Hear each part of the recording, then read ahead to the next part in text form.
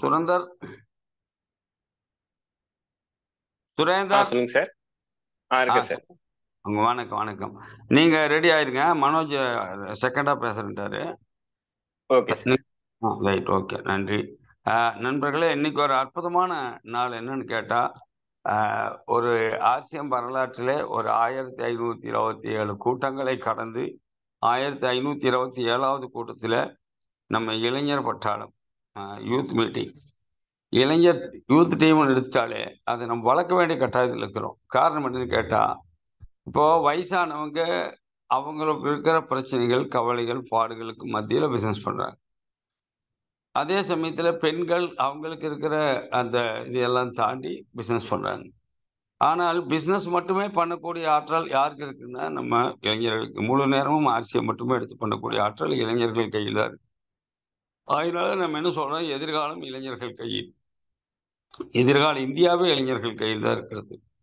அதனால இளைஞர்களை நாம் ஊக்குவிக்க வேண்டும், இளைஞர்களை நாம் வளர்த்து விட வேண்டும், இளைஞர்களை நாம் மிகப்பெரிய அளவில் முன்னேற்ற பாதைக்கு கொண்டுட்டு போக வேண்டும், பின்னால் இருந்து இயக்க வேண்டும், பின்னால் இருந்து அவங்களுக்கு ஆதரவு கொடுக்க வேண்டும். இதெல்லாம் நம்ம செய்ய வேண்டிய வேலை.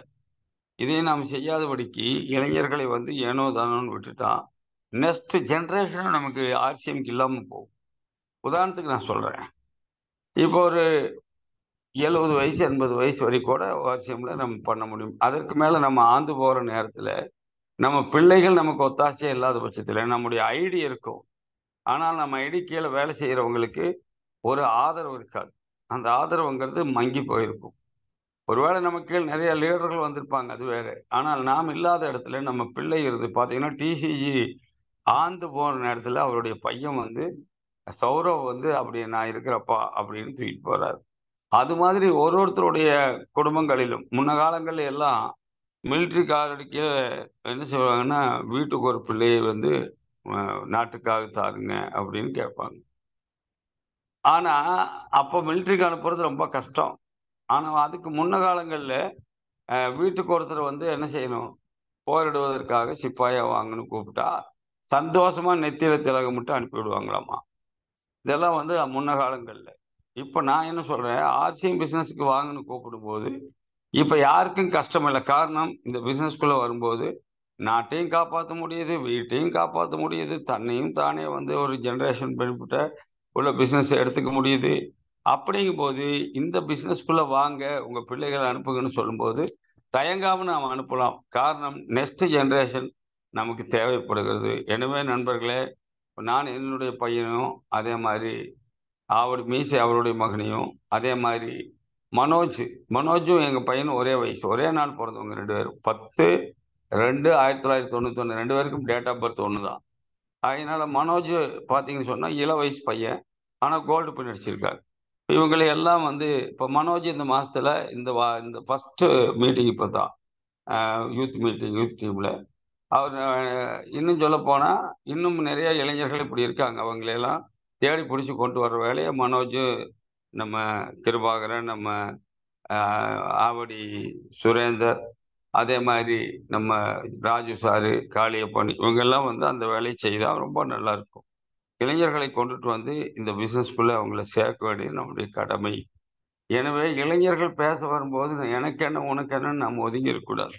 அவங்கள ஊக்குவிக்கிறதுக்கு வேண்டிய, இப்போ எனக்கு நிறைய வேலை இருந்தாலும் கூட நான் ஏன் இந்த கூட்டத்தில் உட்கார்ந்துட்டு இருக்கிற கேட்டேன்னா, அவங்கள ஊக்குவிக்கணும், அவங்கள கை தட்டணும், அவங்கள பாராட்டணும், அவங்க பேசுறத கேட்கணும்.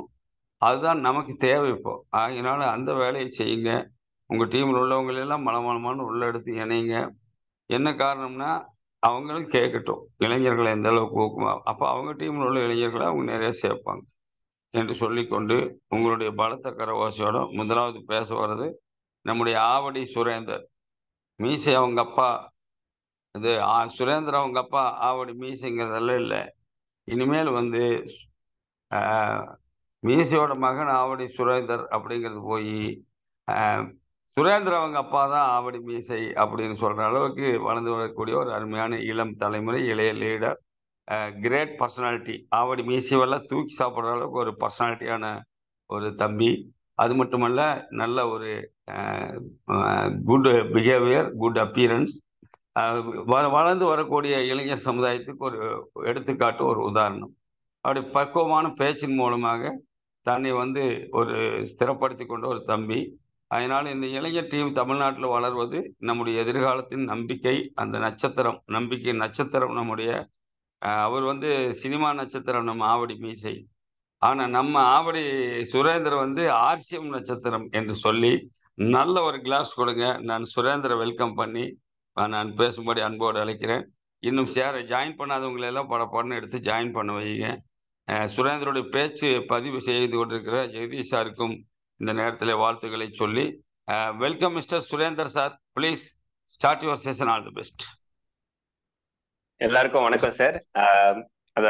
எல்லாருக்கும் தெரிஞ்சிருக்கோம். சார் வந்து இன்ட்ரடக்ஷன் கொடுக்கறதுல வந்து ஒரு பெரிய டைரக்டரே மிஞ்சிருவாரு. அதே மாதிரி பாத்தீங்கன்னா அவர் இருக்கதான் சொல்றாரு. ஆனா சொல்றது வந்து எவ்வளவு ஒருத்தரை வந்து அவங்க நல்லா இருக்கும்னு நினைச்சு அவங்கள பத்தி எல்லாம் தெரிஞ்சுக்கிட்டு சொல்றது வந்து எல்லாரால முடியாது.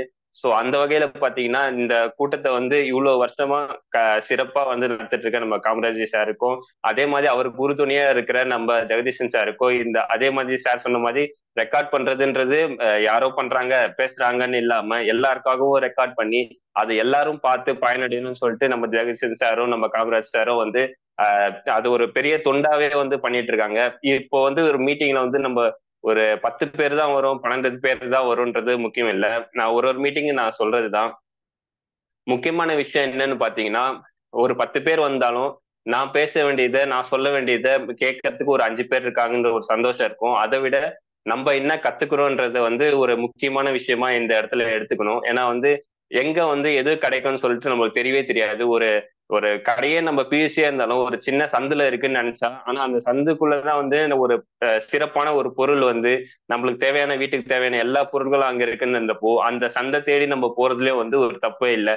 ஒரு பெரிய பில்டிங்ல தான் இருக்கணும், பெரிய இடத்துல தான் வரணும்னு சொல்லிட்டு நம்ம நினைச்சோம்னா அப்படிதான் முன்னேறணும்னு அவசியம் இல்லை. ஒரு எப்பவுமே சொல்லுவாங்க, ஒரு ஒரு பழைய பில்டிங்கா இருந்தா கூட அந்த இடத்துல வந்து ஒரு பறவை எடுத்துட்டு போயிட்டு அதோட விதைய வந்து அங்க போட்டுருந்துச்சுன்னா அந்த பழைய இடத்துல இல்ல ஒரு பாறை இடுக்குல பாத்தீங்கன்னா ஒரு மரம் வந்து ஒரு விதையில இருந்து வளரும். அது மாதிரி எந்த இடத்துல ஒரு வளர்ச்சி வரும்னு சொல்லிட்டு நம்மளால சொல்லவே முடியாது. அந்த விதையாதான் இப்போ வந்து என்னை விதைச்சிருக்காங்க. சீக்கிரமா ஒரு மரமா வந்து ஏன் மரம் நான் வளர்றது இல்லாம எங்க அப்பா எப்பவுமே சொல்லுவாரு தனி மரம் தோப்பாகாதான்னு. நான் மட்டும் ஒரு மரமா வளர்ந்து ஒரு நிழல் தராம என் கூட பயணிக்கிற என்னோட பெரியவங்களா இருக்க அண்ணாங்க அக்காங்க எல்லாருமே சேர்ந்து ஒரு பெரிய காடா உற்பத்தி ஆகி ஆர்சிஎம் என்ற ஒரு பெரிய உன்னதமான ஒரு சேவையை வந்து இன்னும் செய்வோம்னு சொல்லிட்டு இந்த இடத்துல இந்த நேரத்துல வந்து நான் உறுதிமொழியாவே எல்லாருக்கும் கொடுக்குறேன். காமராஜ் ஐயாவோ ஜெகதீசன் சார் முன்னாடி இதை பதிவு செய்ய விரும்புறேன். அதே மாதிரி பாத்தீங்கன்னா இந்த வாய்ப்பு கொடுத்த எல்லாருக்குமே நன்றி. அதே மாதிரி என்னோட அப்ளைன் லீடர்ஸ் எல்லாருமே இருக்காங்க, அவங்களுக்கும் இந்த நேரத்துல நன்றி தெரிவிச்சுக்கிறேன். அதே மாதிரி என்னோட தூணா இருந்து எங்களுக்கு சப்போர்ட் பண்ணிட்டு இருக்க, இப்போ எப்படி சொல்றதுன்னா நானும் அப்பாவும் தனி ஆளுங்க தான் இருந்தாலுமே வந்து இப்போ ஒரு கால சூழ்நிலைக்கு வந்து 2 பேரும் சேர்ந்து தான் பயணிச்சுட்டு இருக்கோம். ஸோ அந்த வகையில எங்க 2 பேருக்குமே சேர்ந்து பயணிக்கிறதுக்காக எங்களை வந்து ஒரு படகுல நாங்க போறோம்னா அது ஒரு தண்ணியா இருந்து எங்களை மேல தூக்கி வச்சு மிதக்க வைக்கிற என்னோட ஏபி அசோசியேட் பயஸ் எல்லாருக்குமே இந்த சமயத்துல வந்து ஒரு நன்றி தெரிவிச்சுக்கிறேன். நம்ம பேசும்போது வந்து இத்தனை பேர் பார்ட்டிசிபேட் பண்றோம் இது பண்றோம்னு சொல்லும் போது ஏன் இந்த கூட்டத்துக்கு நம்ம வரோம். சார் சொன்ன மாதிரி ஒருத்தரால ஒரு 1500 ஜூம் மீட்டிங் வந்து ரெகுலரா நடத்த முடியுதுன்னா அந்த கன்சிஸ்டன்சின்னு சொல்லுவாங்க. அந்த கன்சிஸ்டன்சிக்கு முக்கியமான காரணம் பாத்தீங்கன்னா ஒண்ணு கண்டிப்பா வந்து ஒரு வளர்ச்சி இருக்கு, ஒரு முன்னேற்றம் இருக்கு, நம்ம மட்டும் நல்லா இருக்கணும் இல்லாம நம்மளை சுத்தி இருக்கிற எல்லாருமே நல்லா இருக்கணும்ன்ற ஒரு எண்ணமும் இருக்கு. அதே டைம் பாத்தீங்கன்னா ஒரு வாழ்க்கையில இருக்கும்னா அதுக்கு கடைசியா வந்து ஒரு எப்பவுமே சொல்லுவாங்க இருந்த வரைக்கும் வந்து ஒருத்தரை பத்தி தப்போ கெட்டதோ ஏதோ பேசிக்கலாம். ஆனா போன ஒருத்தர் இறந்த அப்புறமா தான் வந்து எல்லாருமே வந்து அவங்கள பத்தி பெருமையாவே பேசுவாங்க. ஆனா இருக்கிறப்போ வந்து அவங்களோட அருமை தெரியாது, அவங்க செஞ்ச நல்ல விஷயங்கள்லாம் வந்து கண்ணுக்கு தெரியாது. அவங்க போன அப்புறம் பாத்தீங்கன்னா நல்லா இருந்த மனுஷன் இப்படி ஆயிட்டாரு, எனக்காக அவ்வளவு பண்ணாரு இது பண்ணாருன்னு சொல்லுவாங்க. ஆனா இருந்த காலத்துல வந்து ஒருத்தரை சொன்னீங்கன்னா யாரும் சொல்ல மாட்டாங்க. அந்த மாதிரி கால சூழ்நிலை நம்ம போதும் நம்ம ஒருத்தருக்கு எதுக்கு ஹெல்ப் பண்றோம் சப்போர்ட்டா இருக்கணும்னு பாத்தீங்கன்னா முக்கியமான விஷயமே பாத்தீங்கன்னா எவ்வளவு ஹெல்ப் பண்ணாலுமே அது எங்க போய் சேரும்னு சொல்லிட்டீங்கன்னா நம்மளுக்கான ஒரு கணக்கு இருக்கும். அந்த கணக்குலதான் சேரும். அந்த கணக்குன்றது என்னன்னா நம்ம இருக்கும் போதே நம்மளுக்கு வந்து எத்தனை பேர் வந்து நம்மள மனசுல வந்து நல்லவங்களா நினைக்கிறாங்கன்ற பொறுத்துதான் இருக்கு. இந்த ஆர்சிஎம் பொறுத்த வரைக்கும் நம்ம கொடுக்குற ஒரு பொருளும் பாத்தீங்கன்னா அவங்க வீட்டுக்கு போயிட்டு அவங்க உபயோகப்படுத்தும் போதும் அது பண்ணிட்டு அவங்களுக்கு வாழ்க்கையில ஏற்படுற மாற்றங்களை பார்க்கும்போதும் கண்டிப்பா வந்து அவங்க தினந்தோறும் நம்மள வந்து ஒரு நல்லது பண்ணியிருக்காங்க.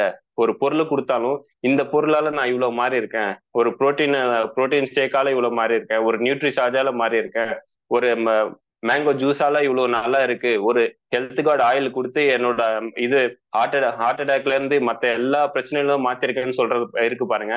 அதுதான் வந்து நம்மளோட பிசினஸோட ஒரு வெற்றின்னு நம்ம பார்க்கலாம். ஏன்னா வந்து இப்போ மத்த கடைகள்லாம் பார்க்கும்போது அவங்க வச்சிருப்பாங்க, டைரக்டா வந்து ஒரு பொருள் கொடுத்தாங்கன்னா அந்த பொருள்ல இருந்து அவங்களுக்கு வாங்கி காசு எடுத்து அந்த கல்லாப்பெட்டிக்குள்ள போட்டாங்கன்னா முடிஞ்சிருச்சு.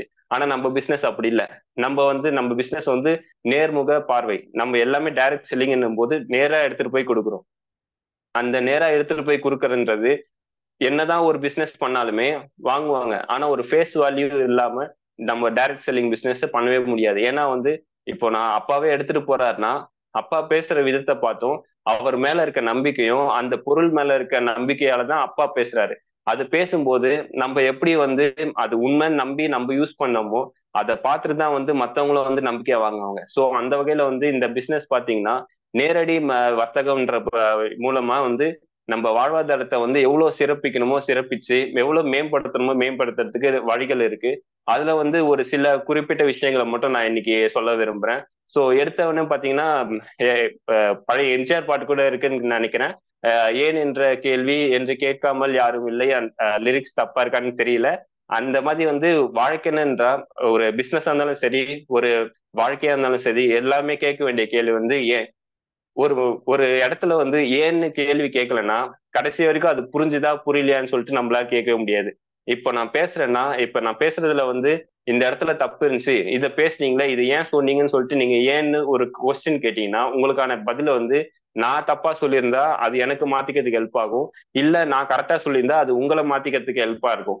ரெண்டுமே இல்லாம நம்ம கேட்கறது கேட்போம், அவங்க பேசுறது பேசுறோம்னு இருந்தோம்னா கடைசியில வரைக்கும் நம்மளால வாழ்க்கையில முன்னேற முடியாது. அந்த வகையில ஆர்சிஎம்ல பாத்தீங்கன்னா முதல்ல வந்து நம்ம ஆர்சிஎம்க்கு ஏன் வந்தோம்னு சொல்லிட்டு அந்த ஒரு முக்கியமான கேள்வியை வந்து நம்ம எல்லாரும் கேட்கணும். ஏன்னா வந்து ஆர்சிஎம்ல ஒரு 10 வருஷமா இருக்கிறவங்களும் இருக்காங்க, ஆர்சிஎம்ல நேத்து ஜாயின் பண்ணவங்களும் இருக்காங்க. எல்லாருமே வந்து ஒரு நோக்கத்தோட தான் வந்திருப்போம்.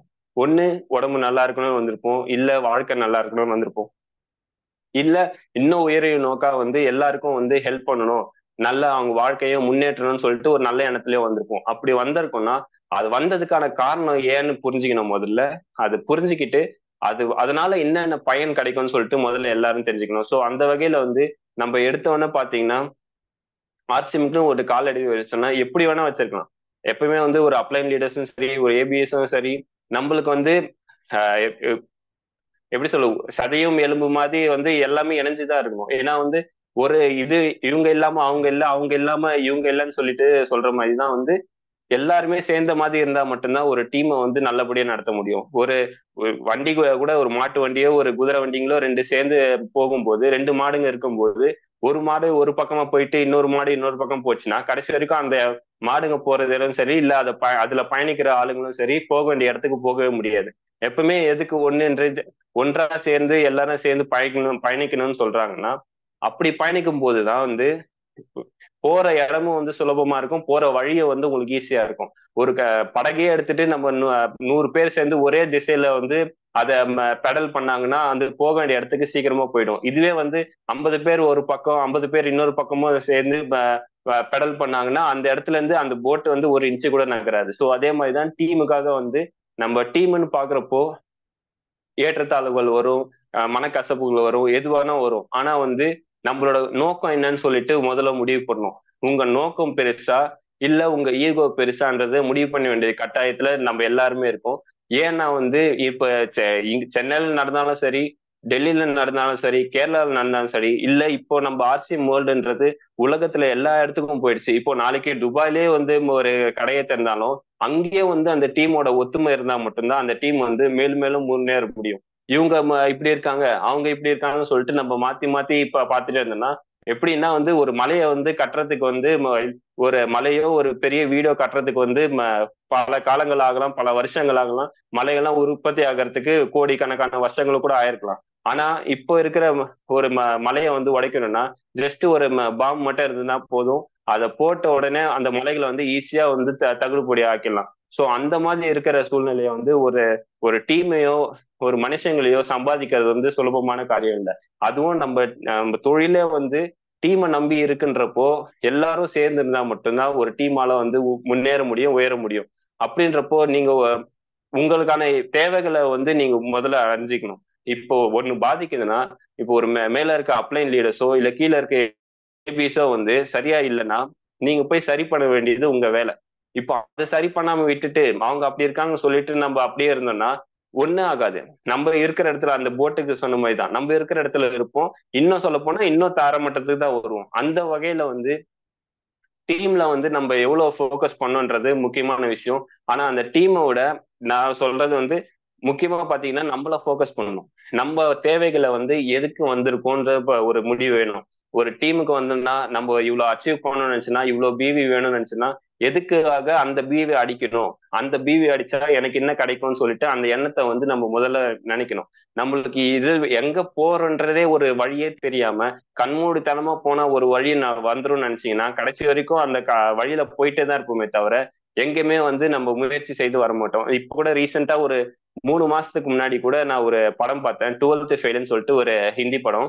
அந்த படத்துல பாத்தீங்கன்னா ஒரு முக்கியமான விஷயம் சொல்லியிருப்பாங்க, ரீசெட்னு சொல்லிட்டு. ரீசெட் என்ன பாத்தீங்கன்னா ஏதாச்சும் ஒரு இடத்துல தப்பு பண்றீங்கன்னா அந்த தப்புல இருந்து நிறுத்திட்டு ஒரு கொஞ்ச நேரம் வந்து அப்படியே அமைதியாயிடுங்க.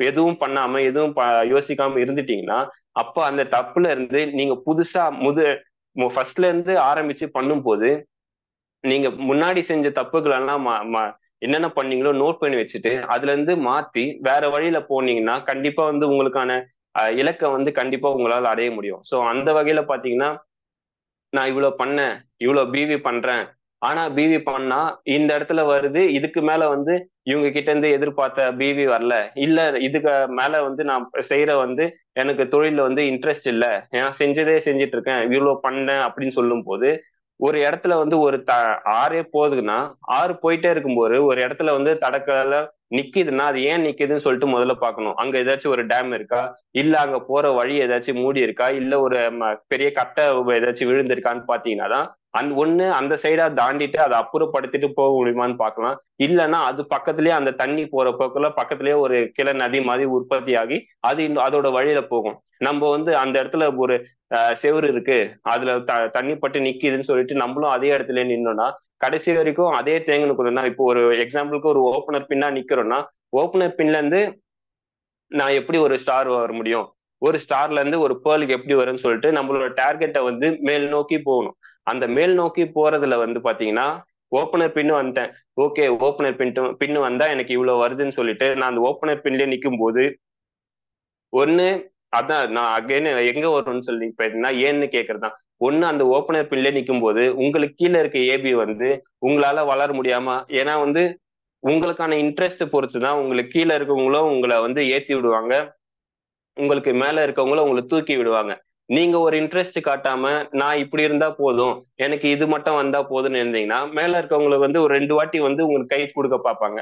அந்த கை கொடுக்கும் போது நீங்க யூஸ் பண்ணிக்கலன்னா அவங்க என்ன பண்ணுவாங்க, அவங்களுக்கு இன்னொரு வேலை இருக்குன்னு சொல்லிட்டு இன்னொருத்தர் யாரு அவருக்கு கை நீட்டுறாங்களோ அவரை கூட்டிட்டு அவங்க பயணிக்க ஆரம்பிச்சிருவாங்க. அதே மாதிரிதான் உங்க கீழே இருக்கவங்களும் சப்போர்ட் கொடுக்கும் போது நீங்க இருந்தீங்கன்னா கண்டிப்பா எப்பேற்பட்டவங்களா இருந்தாலும் முடியலன்னாலும் உங்களை தோல் மேல தூக்கி வச்சு உங்களை ஏத்தி விடுவாங்க.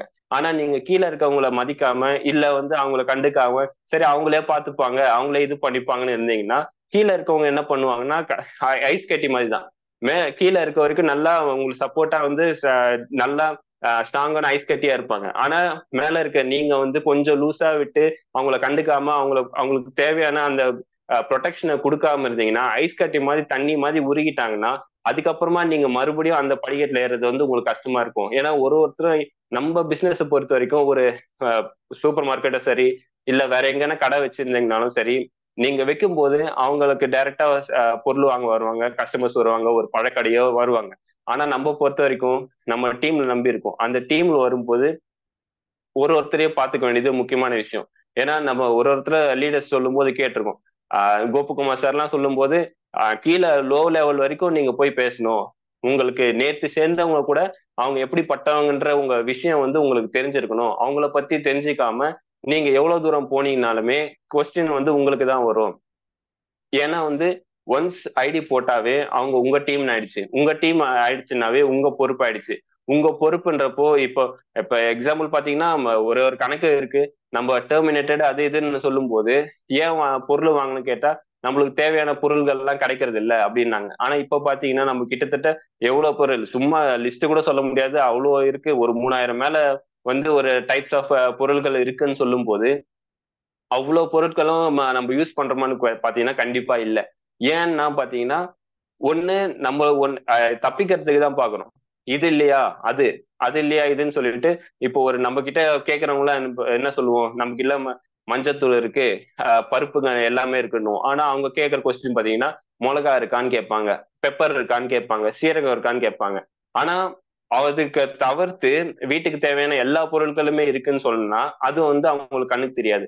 ஒருத்தர் இருக்கணும்னா நம்மளுக்கு வாழ்க்கையிலும் சரி நம்ம பிசினஸ்லயும் சரி ஒருத்தருக்கு பிடிச்சிருந்து அவங்க இருக்கணும்னு நினைச்சாங்கன்னா அவங்க நீங்க எப்பேற்பட்ட இது பண்ணாலுமே சரி அவங்க கண்டிப்பா அவங்க உழைக்கணும்னு சொல்லி முன்னேறணும்னு இருந்தாங்கன்னா உங்க கூட பயணிப்பாங்க. ஒருத்தர் இருக்கக்கூடாதுன்னு உங்க கூட பயணிக்க கூடாதுன்னு நினைச்சாங்கன்னா அவங்க நீங்க என்ன பண்ணாலும் எவ்வளவு பிடிச்சி வச்சாலும் அப்படி பாத்தீங்கன்னா அவங்க எப்படி தப்பிச்சு போலான்னு இருப்பாங்க. அதே மாதிரி பாத்தீங்கன்னா ஒரு டீமுக்குன்னு வரும்னா அந்த டீம்ல வந்து நிலையா இருக்க கத்துக்கணும். ஏன்னா இங்க பொறுத்த வரைக்கும் பிசினஸ் வந்து ஒரு டீமுக்கு டீம் பிசினஸ் சொல்லி எவ்வளவு சொல்றோமோ முக்கியமா உத்து பாத்தீங்கன்னா அது எல்லாமே ஒரு இண்டிவிஜுவல் பிசினஸ் தான். ஏன்னா நான் வரேன்னா இப்போ இல்ல எங்க அப்பா வந்து ஒரு பிசினஸ்க்கு வராருன்னா எங்க வீடு நல்லா இருக்கணும்னு சொல்லிட்டு தான் நான் முதல்ல வரேன். என் வாழ்க்கையை முன்னேற்றணும். அதே மாதிரி வந்து என் ஹெல்த் வந்து நல்லா இருக்கும்னு சொல்லிட்டு ஒரு சுயநலத்தோட தான் வரும். அந்த சுயநலத்தோட வரும்போது அந்த சுயநலத்தை நம்ம எதுக்காக யூஸ் பண்ணிக்கணும்னு இருக்கு. சுயநலம் வந்து இன்னொருத்தரை வந்து இறக்கி விட்டுட்டு நம்ம சுயநலமா இருப்போமான்னு கேட்டீங்கன்னா கண்டிப்பா அது ஒரு காலமும் வந்து நம்மளுக்கு நிலைச்சு நிக்காது. நம்ம சுயநலம் வந்து எதுக்கு இருக்கணும்னா நம்ம இருக்கோம், நம்ம ஒரு ஸ்டேஜ்ல இருக்கோம், அடுத்த ஸ்டேஜுக்கு நம்ம போகணும், அதுக்கு என்ன பண்ணணும் அந்த ஒரு தாட் ப்ராசஸ்ல வந்து நம்ம பயணிச்சோம்னா கண்டிப்பா வந்து யாரையும் நீங்க அழிக்க வேண்டிய வேலையும் இல்லை, யாரையும் வந்து நீங்க மாத்தணுன்ற எண்ணமும் உங்களுக்கு வராது. அதே அதே சமயத்துல பாத்தீங்கன்னா உங்களோட இலக்கு வந்து உங்களுக்கு நேரா பயணிக்கிறதுக்காக வழி வந்து தானா அமைச்சு கொடுக்கும். ஏன்னா நீங்க எதிர்பார்க்காத நேரத்துல தான் வந்து உங்களுக்கான முக்கியமான நல்ல விஷயங்கள்லாம் அது நடக்கும். என்னடா நடக்கலையே நடக்கலையேன்னு சொல்லும் போது ஆமா இப்ப நடக்காம இருக்கலாம், நாளை கூட நடக்காம இருக்கலாம், ஆனா ஒரு நாள் நடக்கும். அந்த நடக்கிறதுக்கு முக்கியமான காரணம் பாத்தீங்கன்னா வேற யாரும் இல்லை, நீங்க மட்டும்தான். நீங்க இன்னைக்கு போட்ட விதையோ இல்ல நீங்க செஞ்ச ஒரு செயலோ தான் பாத்தீங்கன்னா அது எப்பவுமே வந்து உங்களுக்கு ஒரு பெரிய மாற்றத்தை கொடுக்கும். ஒரு சின்ன கதை கூட படிச்சேன். அதுல பாத்தீங்கன்னா ஒரு பையன் வந்து ஒரு குதிரை மேல வந்து நடந்து போயிட்டே இருந்தான், உட்காந்துட்டு பயணிச்சுட்டே இருந்தான். பயணிக்கும் போது அந்த பையன் வந்து ரொம்ப பயந்துட்டே இருந்தான். அது ஓடிட்டு இருந்த அந்த குதிரை பார்த்துட்டு என்ன இப்படி பயப்படுற அப்படின்னு சொல்லிட்டு அந்த பையன் கேட்டுச்சு. இல்ல, நான் முன்னாடி பாக்குற பாதை வந்து எனக்கு இருட்டா இருக்கு, ரொம்ப இருட்டா இருக்கு, நம்ம போறதெல்லாம் கரெக்டான்னு தெரியல, எனக்கு பயமா இருக்குன்னு சொன்னானா. அப்போ வந்து அந்த குதிரை நம்மளுக்கு அவன் அந்த பையன்கிட்ட சொல்லுச்சு. என்ன சொல்லுச்சுன்னா உனக்கு முதல் அடி கண்ணுக்கு தெரியுதான்னு கேட்டுச்சான்.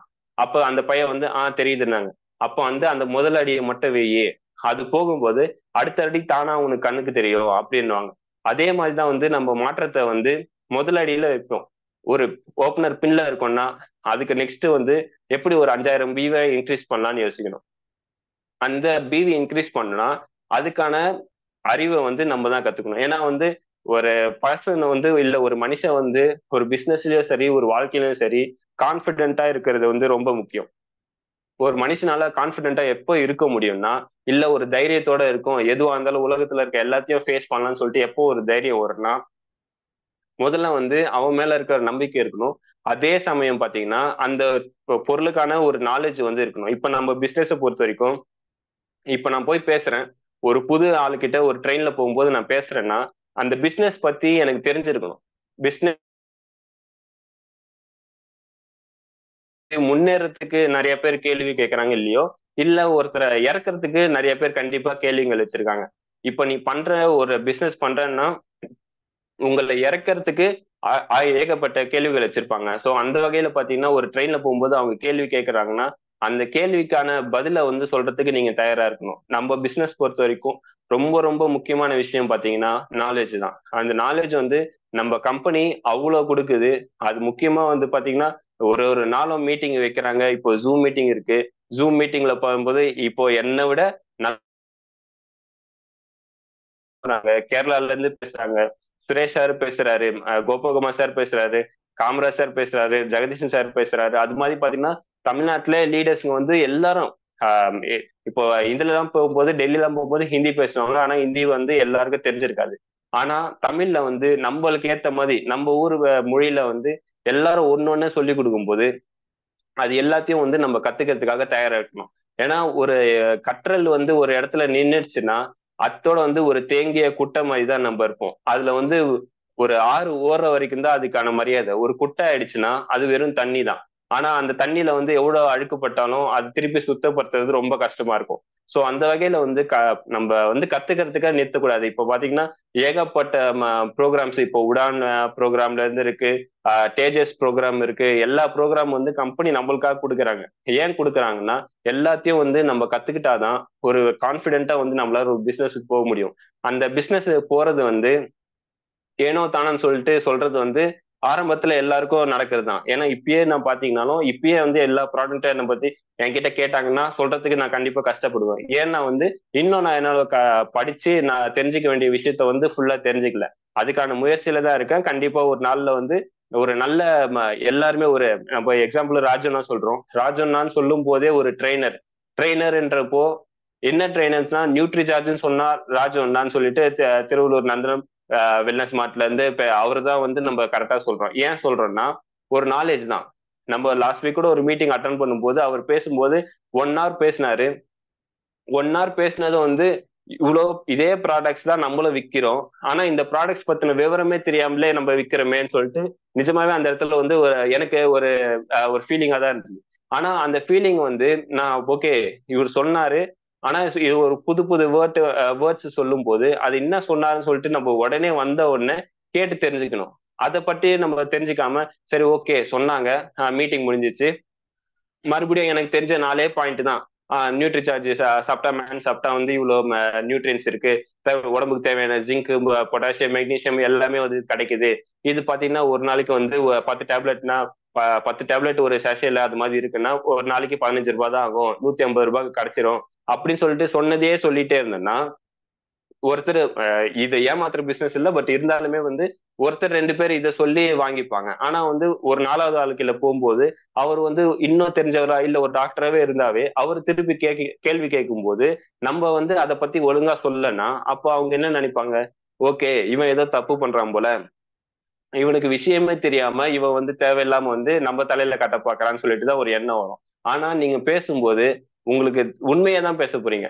ஏன்னா கம்பெனி வந்து எல்லாமே கிளினிக்கலி ப்ரூவன் சொல்லிட்டு நம்மளுக்காக அந்த சர்டிபிகேட் முதல் கொண்டு ஒரு பியூட்டி பொருள் கீசோல்ல இருந்து எல்லாமே பாத்தீங்கன்னா சர்டிஃபைடா வச்சிருக்காங்க. கம்பெனியே வந்து எவ்வளவு ஆர்கனைஸ்டா இருக்குன்னு சொல்லிட்டு கம்பெனி வெப்சைட்லயே வந்து பாத்தீங்கன்னா ஒரு டைரக்ட் செல்லிங் இண்டஸ்ட்ரியில இருக்க எல்லா திங்ஸுமே கவர்மெண்ட்ல இருந்து டைரக்ட்லி சர்டிஃபைடு எல்லா சர்டிபிகேட்ஸுமே வந்து கம்பெனியோட வெப்சைட்ல இருக்கு. ஆனா எவ்வளவு பேர் நம்ம போய் பாக்குறோம்னு தெரியாது. ஐடி போட்டாவே அதோட பாஸ்வேர்டே வந்து பாதி பேருக்கு தெரிய மாட்டேங்குது. ஏன்னா வந்து இப்போ போட்டது வந்து என்னோட அப்ளைன் போட்டாங்க, அவங்க கிட்ட கேட்டா சொல்ல போறாங்க அப்படின்னுவாங்க. ஆனா உங்க அப்ளைன் வந்து கிட்டத்தட்ட ஒரு 1000 பேர் வந்து அவருக்கு டவுன்லைனா வச்சிருப்பாரு. 1000 பேருக்கு வந்து அவரால் ஹெல்ப் பண்ண முடியும். ஆனா உங்களுக்கான தேவைகள் வரும்போது மட்டும்தான் நீங்க கேட்பீங்க. அந்த கேள்விகளை வந்து நீங்க ஆரம்பத்துல இருந்து கேட்க கேட்க வந்து உங்களுக்கு ஹெல்ப் பண்றதுக்கும் வந்து அவங்களுக்கு ஆசைகள் வரும். அவங்களுக்கு தேவையான இன்னும் உங்களுக்கு தெரிஞ்ச ஒரு 4 விஷயத்தோட அவங்க ஒரு 5 விஷயம் சேர்த்து சொல்லுவாங்க. அதை சேர்த்து சொல்லும் போது நீங்க கத்துக்கிறதுக்கு வந்து உங்களுக்கு அவ்வளவு விஷயங்கள் கிடைக்கும். ஏன்னா ஒரு சமயத்துல பாத்தீங்கன்னா உங்களுக்கு தேவைகள் வந்து அதிகமாகும். இப்போ ஒரு நம்ம ப்ராடக்ட்ஸே இப்போ சொல்லும் போது கிட்டத்தட்ட 3000 ப்ராடக்ட்ஸ்னு நான் ஜஸ்ட் ஒரு அசம்ஷன்ல சொல்றேன். ஆனா ஒரு 3000 ப்ராடக்ட்ஸ்ல ஒரு நியூட்ரி சார்ஜ் எடுத்தாவே ஒரு 15 to 18 ப்ராடக்ட்ஸ் இருக்குன்னு சொல்லும் போது அந்த 15 to 18 ப்ராடக்ட்ஸ்ல ஒரு 2 ப்ராடக்டை வந்து உங்களால வந்து நல்லாவே சேல் பண்ண முடியும். சிம்பிளா சொன்னாவே ஒரு மேன் ஒரு உமன் அந்த டேப்லெட்ஸ் நம்ம கொடுக்குறோம்னா அதுல என்னென்ன பெனிஃபிட்ஸ் இருக்குன்றது முக்கியமா தெரிஞ்சுக்க வேண்டியது நம்ம கடமை. ஏன்னா அதை பத்தி தெரியாம நம்ம சொல்லும் போது என்ன ஆகுதுன்னா நம்மளுக்கான பிசினஸ் அங்க குறையுது.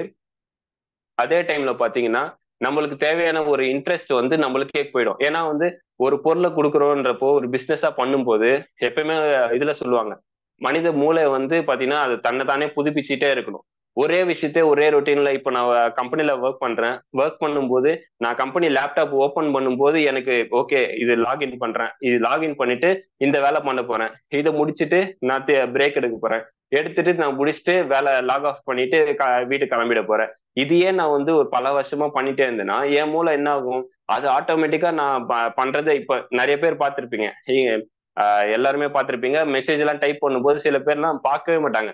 கண்மூடித்தனமா இப்படியே உட்காந்து சைட்ல பார்த்துட்டே டைப் பண்ணுவாங்க. ஏன்னா வந்து அவங்க மூளையில வந்து அந்த எழுத்துக்கள் எங்கெங்க இருக்குன்னு சொல்லிட்டு கரெக்டா உட்காந்துருக்கும். அப்ப இருக்கும் போது பாத்தீங்கன்னா அவங்க என்ன டைப் பண்ணாலுமே வந்து கரெக்டா போய் சேர்ந்துரும். ஏன்னா அந்த மூளை வந்து நம்மளுக்கு அதுக்கு மாதிரி தகுந்த மாதிரி தான் வந்து அதை ரெடி பண்ணி வச்சிருக்கோம். ஸோ அந்த வகையில வந்து ஒரு பொருளை வந்து நம்ம இதுதான் பண்ண போறோம்னு சொல்லிட்டு கொடுத்துட்டே இருந்தோம்னா திருப்பி திருப்பி என்ன பண்ணுவோம்? நம்ம பின்னும் மாறாது, நம்மளுக்கான அறிவும் மாறாது. அந்த அறிவை வந்து நம்ம மேம்படுத்த தான் ஒரு லார்ஜரான ஒரு ஆளுங்களை போய் நம்மளால பார்க்க முடியும்.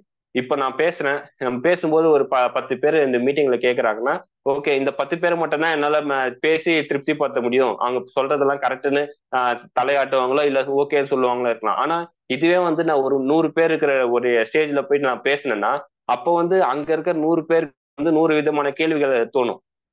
அங்க இருந்து ஒருத்தர் வந்து என்ன திருப்பி கேள்வி கேட்கும்போது அந்த 100 பேருக்கு முன்னாடி நான் தான் அசிங்கம் பண்ணும். அதே மாதிரிதான் ஒரு லீடர்ஸ்க்கோ வரும்போது அவங்களுக்கு ஒரு விஷயம் எல்லாமே தெரிஞ்சிருக்கும். ஆனா அதுக்கு கீழே இருக்க உங்களுக்கும் வந்து அது தெரிய வேண்டிய கட்டாயம் இருக்கு. லீடர்ஸ் வந்து உங்களுக்கு சொல்லிக் கொடுக்கறதுக்கு கண்டிப்பா தயாரா இருப்பாங்க.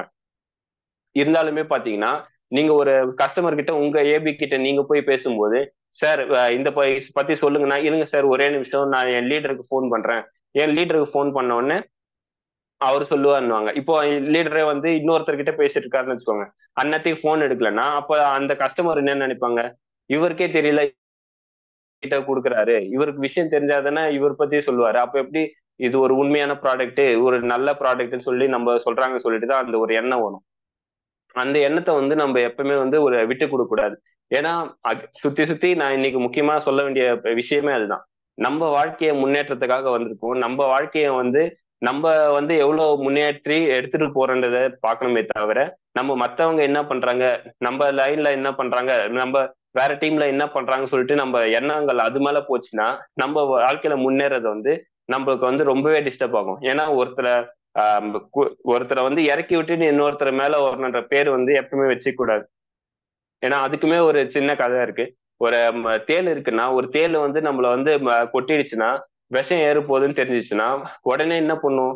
அந்த தேலை வந்து நம்ம ஹாஸ்பிட்டலுக்கு தான் நம்ம வந்து நம்ம நம்ம போயிட்டு நம்மளுக்கு தேவையான ட்ரீட்மெண்ட் எடுக்கணும். அதை விட்டுட்டு அந்த தேலை வந்து நீ ஏன் கொத்துனன்னு சொல்லிட்டு அந்த தேலுக்கிட்டே பேசிட்டு இருந்தோம்னா நம்மளுக்கு வந்து அதுக்கான டைம் வந்து நம்மளுக்கு முடிஞ்சிடும். அந்த வகையில வந்து ஒருத்தர் எது பண்ணாலும் சரி இல்ல ஏமாத்தினாலும் சரி எது பண்ணாலுமே நம்மளுக்கு ஓகே இது பண்ணிட்டாங்க, இதுல இருந்து ஒரு பாடம் கிடைச்சிருச்சு. அந்த பாடம் கிடைச்சிருச்சுன்னா அடுத்த வாட்டி அந்த தப்பு பண்ணக்கூடாது. ஒரு பாடம் நம்ம கத்துக்கிட்டோம்னு எப்ப முடிவாகும்னா இது ஒரு அனுபவம், இது ஒரு அனுபவம் நம்ம கடந்து போறப்போ கண்டிப்பா ஒரு காலமும் அனுபவம் வரவே வராது. ஆனா அந்த அனுபவத்துல இருந்து நம்ம மாத்திக்கிட்டு அடுத்த வாட்டி என்ன தப்பு பண்ணாம இருக்கும். அந்த தப்பு இப்போ ஒரு போற வழியில வந்து இங்க ஒரு நெருப்பு இருக்குன்னு தெரிஞ்சுன்னா அந்த நெருப்புலயே அடுத்து காலை வச்சுட்டு வச்சுட்டு வந்து இதுதான் அனுபவம், பரவாயில்ல, அடிபட்டுச்சு சொல்றது முட்டாள்தனம். ஆனா அதை விட்டுட்டு நம்ம அந்த நெருப்பு இருக்குன்னா அதுக்கு பக்கத்துல ஒரு நல்ல இடம் இருக்குன்னா அந்த பக்கம் போனோம்னா தான் அந்த கத்துக்கிட்டுக்கான அந்த அடிப்பட்டதுக்கான ஒரு நியாயமான வந்து ஒரு வெற்றி வந்து அதுல இருக்கும். அதே மாதிரிதான் நம்ம பிசினஸ்லயும் எந்த இடத்துல தப்பு பண்றோம்னு சொல்லிட்டு முக்கியமா பார்க்கணும். அந்த பார்த்துட்டு அது பண்ணலையா இல்ல உங்களுக்கு தெரியலையா அதுக்கு மேல இருக்க உங்களுக்கு ஏபிங்க வந்து எல்லாருமே அசோசியேட் பையர் சரி இல்ல. ஏன்னா அசோசியேட் பையர் கூட இப்ப ஏன் சொல்றேன்னா உங்களுக்கு தெரிஞ்சது வந்து உங்களுக்கு கீழே இருக்கவங்களுக்கு அதை விட அதிகமா நாலேஜ் தெரிஞ்சிருக்கலாம். ஏன்னா வந்து சில விஷயங்கள் வந்து உங்களுக்கு தெரிஞ்சிருக்கலாம். இப்ப நான் படிச்சது வந்து ஒரு படிப்பா இருக்கும், இல்ல நீங்க படிச்சது உங்களுக்கு கீழே வரவங்க இப்ப இருக்க எங்கர் ஜெனரேஷன் பாத்தீங்கன்னா அதை விட அட்வான்ஸா இருக்காங்க, எல்லாருக்குமே தெரிஞ்சிருக்கு. ஸோ உங்களுக்கு தெரியலன்னா சின்னவங்க கிட்ட கேட்கறது கூட தப்பே இல்லை என்னை பொறுத்த வரைக்கும். ஏன்னா நம்ம வந்து இப்போ சொல்றோம், இப்போ ஒரு ஃபேஸ்புக்கை யூஸ் பண்றோம், ஒரு வாட்ஸ்அப் யூஸ் பண்றோம்னா ஓரளவுக்கு தான் நம்மளுக்கு தெரிஞ்சிருக்கும். ஆனா இப்ப இருக்க வர பசங்களுக்கு வந்து அதுல எப்படி டெவலப் பண்ணலாம் என்ன பண்ணலாம்னு சொல்லிட்டு அவ்வளவு ஐடியாஸ் இருக்கு. ஸோ அப்படி இருக்கிறப்போ யாருக்கிட்டயோ கேட்கறதுக்கு வந்து நம்ம தயங்க வேண்டிய அவசியமும் இல்லை. அதே மாதிரி வந்து தெரிஞ்சுக்கிட்டு நம்ம 4 பேர் சொல்லி கொடுக்கறதுலயும் வந்து எதுவுமே இல்லை. இப்ப நான் தெரிஞ்சுக்கிட்டது வந்து எனக்குள்ளேயே தான் இருக்கணும், எனக்குள்ளேயே தான் இருக்கணும். இப்ப நான் ஏதாச்சும் ஒரு இது பண்றேன்னா ஒரு பெரிய விஷயம் பண்றேன்னா அது எனக்கு மட்டும்தான் தெரியணும், அப்பதான் வந்து 4 பேர் என்ன மதிப்பாங்கன்னு நினைச்சீங்கன்னா கண்டிப்பா வந்து அந்த நீங்க மறைக்கிற விஷயம் வந்து எப்படியோ ஒரு நாளைக்கு எல்லாருக்கும் தெரிஞ்சுதான் ஆகும். ஆனா அது வந்து நீங்களா வந்து சொல்லும் போது என்ன ஆகும்னா, ஓகே பரவாயில்ல இவரால் தான் நான் கத்துக்கிட்டேன்னு சொல்லிட்டு உங்க மேல இன்னும் மதிப்பு தான் கூடுமே தவிர, நீங்க மூடி வச்சதுனால வந்து உங்களுக்கான மதிப்பு வந்து எப்பவுமே இறங்கதான் செய்யும்.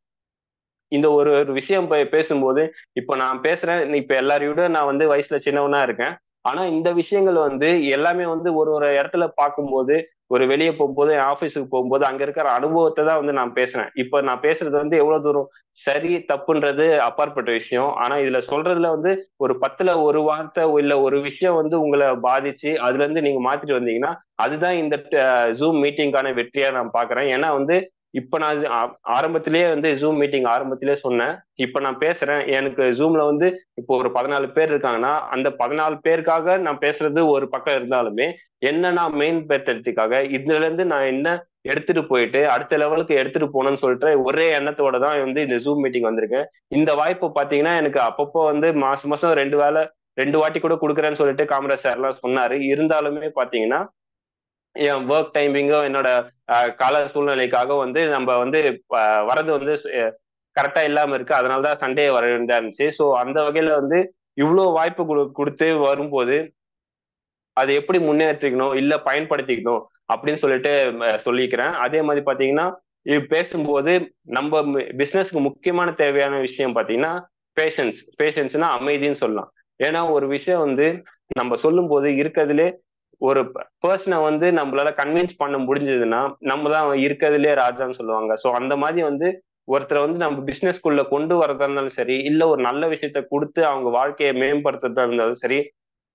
எது பண்ணணும்னாலுமே நம்மளுக்கு ஒரு பேஷன்ஸ் வேணும்.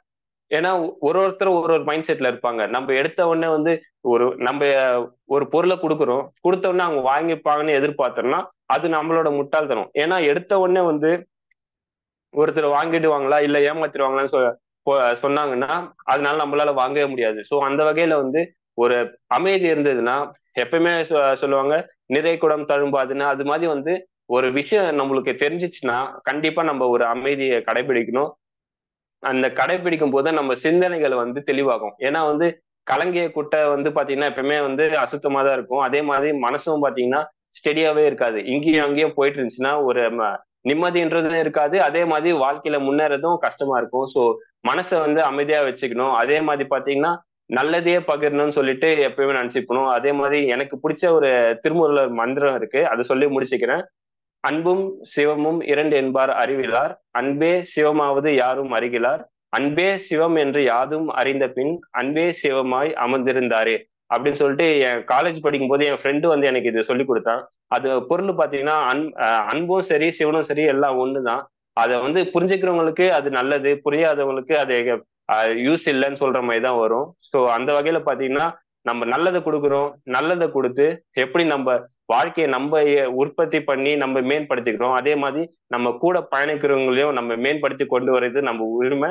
அதே மாதிரி நம்ம கட்டாயமும் கூட. ஸோ இந்த வாய்ப்பு கொடுத்த நம்ம காமராஜ் சாருக்கும் அதை ரெக்கார்ட் பண்ணி கொடுத்து சப்போர்ட் பண்ண ஜெகதீஷன் சாருக்கும் அதே மாதிரி நான் பேசினதை பொறுமையா கேட்ட அனைத்து நல்ல உள்ளவங்களுக்கும் நன்றி சொல்லி என் பேசி முடிச்சுக்கிறேன் சார். தேங்க்யூ. நன்றி சுரேந்தர், மிகச் சிறப்பு, அற்புதம். நண்பர்களே, நல்ல ஒரு கிளாப் கொடுங்க சுரேந்தருக்கு. அருமையான ஒரு பக்குவமான பேச்சு, ஒரு குணச்சித்திரமான பேச்சு. அவங்க அப்பா மாதிரியே குணங்களை தொட்டு மக்கள் மனங்களை தொட்டு பேசக்கூடிய ஒரு பேச்சு. கண்டிப்பா ஒரு வளரும் லீடருங்கிறத அவர் வந்து இந்த போட்டி மூலமா வந்து பண்ணிட்டாரு. ஒரு சின்ன கரெக்ஷன் மட்டும் நான் சொல்லிடுறேன். இந்த கூட்டத்தில் இருக்கிற 14 பேர் 15 பேர் இல்லை, அதெல்லாம் வந்து நமக்கு கவுண்டிங் தான். இப்போ ஒரு சினிமா கொட்டாயில சினிமா திரையிடப்பட்டால் அந்த கொட்டாயில பாக்குறவங்க கொஞ்சம் பேர் தான் பார்ப்பாங்க. சுரேந்தருக்காக சொல்றேன். பாக்குறவங்க கொஞ்சம் பேர் தான் பாக்குறாங்க. ஆனால் அங்க ஒட்டப்பட்டிருக்கிற போஸ்டரை ஆயிரக்கணக்கான பேர் லட்சக்கணக்கான பேர் பார்ப்பாங்க. அப்ப அந்த நடிகர் யாருன்னு எல்லாருக்கு. அது மாதிரி என்னோட 10 குரூப் ஏவரேஜ் பாத்தீங்கன்னா ஒரு ஒரு 2000 பேர் பாக்குறாங்க. உங்களுடைய போஸ்டர் 2000 பேர் பாக்குறாங்க. நீங்க பேசுறீங்கிறது 2000 பேர் ரீச் ஆயிடுச்சு. இப்போ இந்த 2000 வந்து ஜூம் காலத்துல வருவாங்களான்னா வரமாட்டாங்க. 20 பேர் இருக்கலாம், 15 பேர் இருக்கலாம், அது மேட்டர் இல்லை. ஆனால் யூடியூப் சேனல்ல போடும்போது 2000 பேர் இல்லை, 20,000 பேர் அதை லைக் பண்ணுவாங்க. இப்ப பாருங்க, நம்ம ஒரு வாய்ப்பு இந்த இந்த மீட்டிங்ல வந்த போது ஒரு சினி ஸ்டார் மாதிரி ஒரு வாய்ப்பு தான் இருக்கு. அதுல 10 பேர் வர்றாங்க, 5 பேர், அதை பத்தி நம்ம கவலையே படக்கூடாது. அது நமக்கு அவசியம். ஏன்னா அவங்களுக்கு டைம் இருக்குது வர்றாங்க. டைம் இல்லாதவங்க யூடியூப்ல பார்த்துக்கிறாங்க. மீதி பேர் கொஞ்சம் பேர் என்ன பண்ணுவாங்க, கேட்டு தெரிஞ்சுக்கிறாங்க. ஆனால் எல்லாருக்கும் முதல் நாள் ராத்திரியே சொல்லியாச்சு, சுரேந்தர் பேசுறாருங்கிறது 2000 பேருக்கு ரீச் ஆயிடுச்சு. நம்ம 2 கண்களால் பார்ப்பதை நம்பாதீங்க. உங்களை 2000 கண்கள் பார்த்து கொண்டு இருக்கிறது, அதை நம்புங்க. எதிர்கால இளைஞர்கள் வந்து நம்பிக்கையோட பின்தொடருங்க.